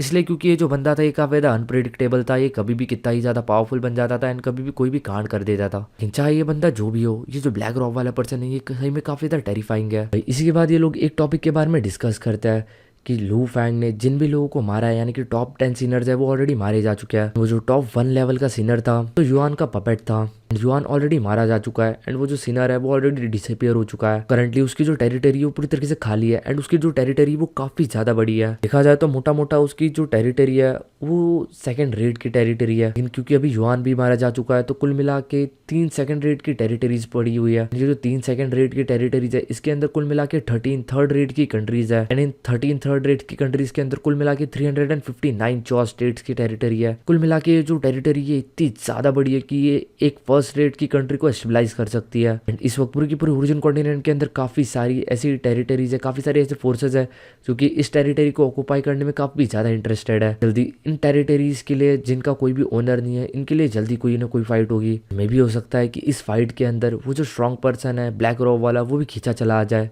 कुछ भी हो कोई ना कोई तो इस टेरिटरी के फाइट के अंदर जरूर आएगा। एंड इसी के साथ हम लोगों को देखने के लिए मिलता है गाइस चारों तरफ पूरी तरीके से सन्नाटा सा छा चुका था। काफी सारे लोगों को सच्ची में नजर इन टेरिटरीज के ऊपर थी एंड जल्दी इस टेरिटरी के ऊपर एक बहुत बड़ा युद्ध रहने वाला था। हम लोग को लू फैंग देखने के लिए मिलता है अपने स्टार टावर के अंदर कि बैठ के इस वक्त उन सारे सीक्रेट ट्रेजर्स की तरफ देख रहा था कि उसे डी युआन की तरफ से मिले थे। डी युआन की तरफ से उसे कुल मिला के 5 सीक्रेट ट्रेजर्स मिले थे, लेकिन ये सारे के सारे जो सीक्रेट ट्रेजर्स थे वो वर्ल्ड ओरिजिन एवेन्यू के ऊपर थे। ये सारे के सारे लू फैंग के लिए पूरी तरीके से बेकार थे। इसके अंदर से बस 2 ही सीक्रेट ट्रेजर्स थे जो कि लू फैंग के थोड़े बहुत काम के थे, जो कि था एक ब्लैक बीट एंड कुछ ग्लव्स। इन दोनों के अंदर लाइफ एंड डिस्ट्रक्शन की थोड़ी बहुत पावर थी, लेकिन एट द एंड इन लोगों के भी तो सीक्रेट पैटर्न्स थे वो आगे जाके आपस में मिल जाते हैं। तो कुल मिला के ये भी लू फैंग के कुछ ज्यादा काम के नहीं थे। तो ट्रेजर था ये काफी ज्यादा रेयर था, लेकिन उसके बाद भी ये पूरी तरीके से बेकार था लू फैंग के लिए, क्योंकि लू फैंग खुले आंख जाके इन ट्रेजर्स को एक्सचेंज भी नहीं करा सकता था, क्योंकि अगर वो ऐसा करेगा तो उसकी आइडेंटिटी रिवील हो जाएगी। इस वक्त अपने सर के ऊपर हाथ लगा के बैठा था, उसे समझ नहीं आ रहा था कि वो इस ट्रेजर का भी क्या करे। लेकिन तभी उसे मुरुशा की आवाज आती है। जो मुरुशा था वो उसे टेलीपैथी के थ्रू कम्युनिकेट कर रहा था। लू फैंग होता है वो तुरंत मुरुशा को समन कर लेता है एंड वो उससे पूछता है क्या हुआ, तुम इतना ज्यादा परेशान क्यों हो। उसे कहता है मास्टर, जो आयरन सिटी डीमन लॉर्ड की टेरिटरी थी उसके मरने के बाद पूरी तरीके से खाली हो चुकी है। उसे सीज करने के लिए चारों तरफ से काफी सारे फोर्सेस आपस में फाइट कर रहा है। हमें भी इस फाइट के अंदर इंटरवेन करना चाहिए एंड उस टेरिटरी को सीज करना चाहिए। ये सुनते ही जो लू फैंग होता है वो अपने हाथों को वेव करता है एंड उसके सामने एक बहुत बड़ा सा मैप अपीयर हो जाता है ओरिजिन कॉन्टिनेंट का। मैप की तरफ देखते हुए लू फैंग कुछ सोचता है एंड फिर उसे अंदाजा लगता है कि ये जो टेरिटरी है ये सही में काफी ज्यादा बड़ी है। टेरिटरी इतनी ज्यादा बड़ी है कि इससे एक फर्स्ट रेट की कंट्री को फॉर्म किया जा सकता है। इस टेरिटरी के अंदर काफी सारी ऐसी जगह है जहाँ पे काफी सारी सीक्रेट रीजन्स है, काफी सारे नेचुरल ट्रेजर्स बॉर्न होते हैं। इन सारे नेचुरल ट्रेजर्स को सेल करके आराम से उस जगह के जो लोग हैं या फिर उन जगह की जो पॉपुलेशन है उसे कंट्रोल किया जा सकता है। कुल मिला के ये पैसा कमाने का एक काफी अच्छा स्रोत था, क्योंकि इन सब चीजों के पीछे लू फैंग का हाथ था। तो लू फैंग अपनी बनी बनाई मलाई किसी और को चखने कैसे दे सकता था। लू फैंग कहता है चलो मैं भी देखता हूँ कि मेरे टेरिटरीज के ऊपर कौन अपनी आग डालता है। इसी के साथ जो मुरुशा होता है वो भी काफी ज्यादा एक्साइटेड हो जाता है, क्योंकि वो समझ जाता है कि अभी जो लू फैंग है वो फाइट के अंदर इन्वॉल्व होने वाला है। अगर लू फैंग फाइट के अंदर इन्वॉल्व होगा तो डेफिनेटली अभी तो मुरुशा भी आएगा। जैसे तो जो लू फैंग था वो मुरुशा को रिवील नहीं करना चाहता था। स्टिल लू फैंग जो था वो मुरुशा को फाइट्स के अंदर लेके जा सकता है। वो ऑलरेडी गॉड किंग लेवल के ऊपर पहुंच चुका है एंड अगर मुरुशा अपने आप को चाहे तो आराम से छुपा सकता है, बचा सकता है एंड उसके ऊपर कोई भी शक नहीं कर सकता। एंड अगर उसकी आइडेंटिटी रिवील हो भी जाती तो इससे भी लू फैंग को घंटा भी कोई फर्क नहीं पड़ता। इसी के साथ आज का ये जो चैप्टर है यहीं पे खत्म होता है। होप करता हूँ कि आपको ये चैप्टर पसंद आया होगा। पसंद आया होगा तो लाइक शेयर सब्सक्राइब जरूर कर देना, खास करके सब्सक्राइब जरूर कर देना। हम 10K सब्सक्राइबर की काफ़ी ज़्यादा नज़दीक है, जल्दी से जल्दी 10K सब्सक्राइबर करा दो। कमेंट सेक्शन के अंदर जरूर बताना कि आपको मेरा एक्सप्लेनेशन कैसा लगा। गाइस माफ़ करना, मैं कल एक वीडियो डालने वाला था आधे घंटे का, लेकिन फिर मैंने सोचा कि पूरा ही वीडियो डाल देता हूँ 1 घंटे का। तो इसलिए जितने चैप्टर्स मिले मेरे को अभी तक आज के डेट के अंदर जितने भी चैप्टर्स हैं वो सारे के सारे ऑलरेडी मैं इस वीडियो के अंदर एक्सप्लेन कर चुका हूँ। अभी हम लोग थोड़ा सा वेट करेंगे जब तक नए चैप्टर अपडेट हो। इसके आगे का वीडियो आप लोगों को देखने के लिए मिलेगा आगे के 2 से 3 दिन के बाद। तब तक हम लोग कंटिन्यू करेंगे अपने सेकंड नोवेल को। तो मिलते हैं नेक्स्ट वीडियो के अंदर, तब तक के लिए bye bye and good night.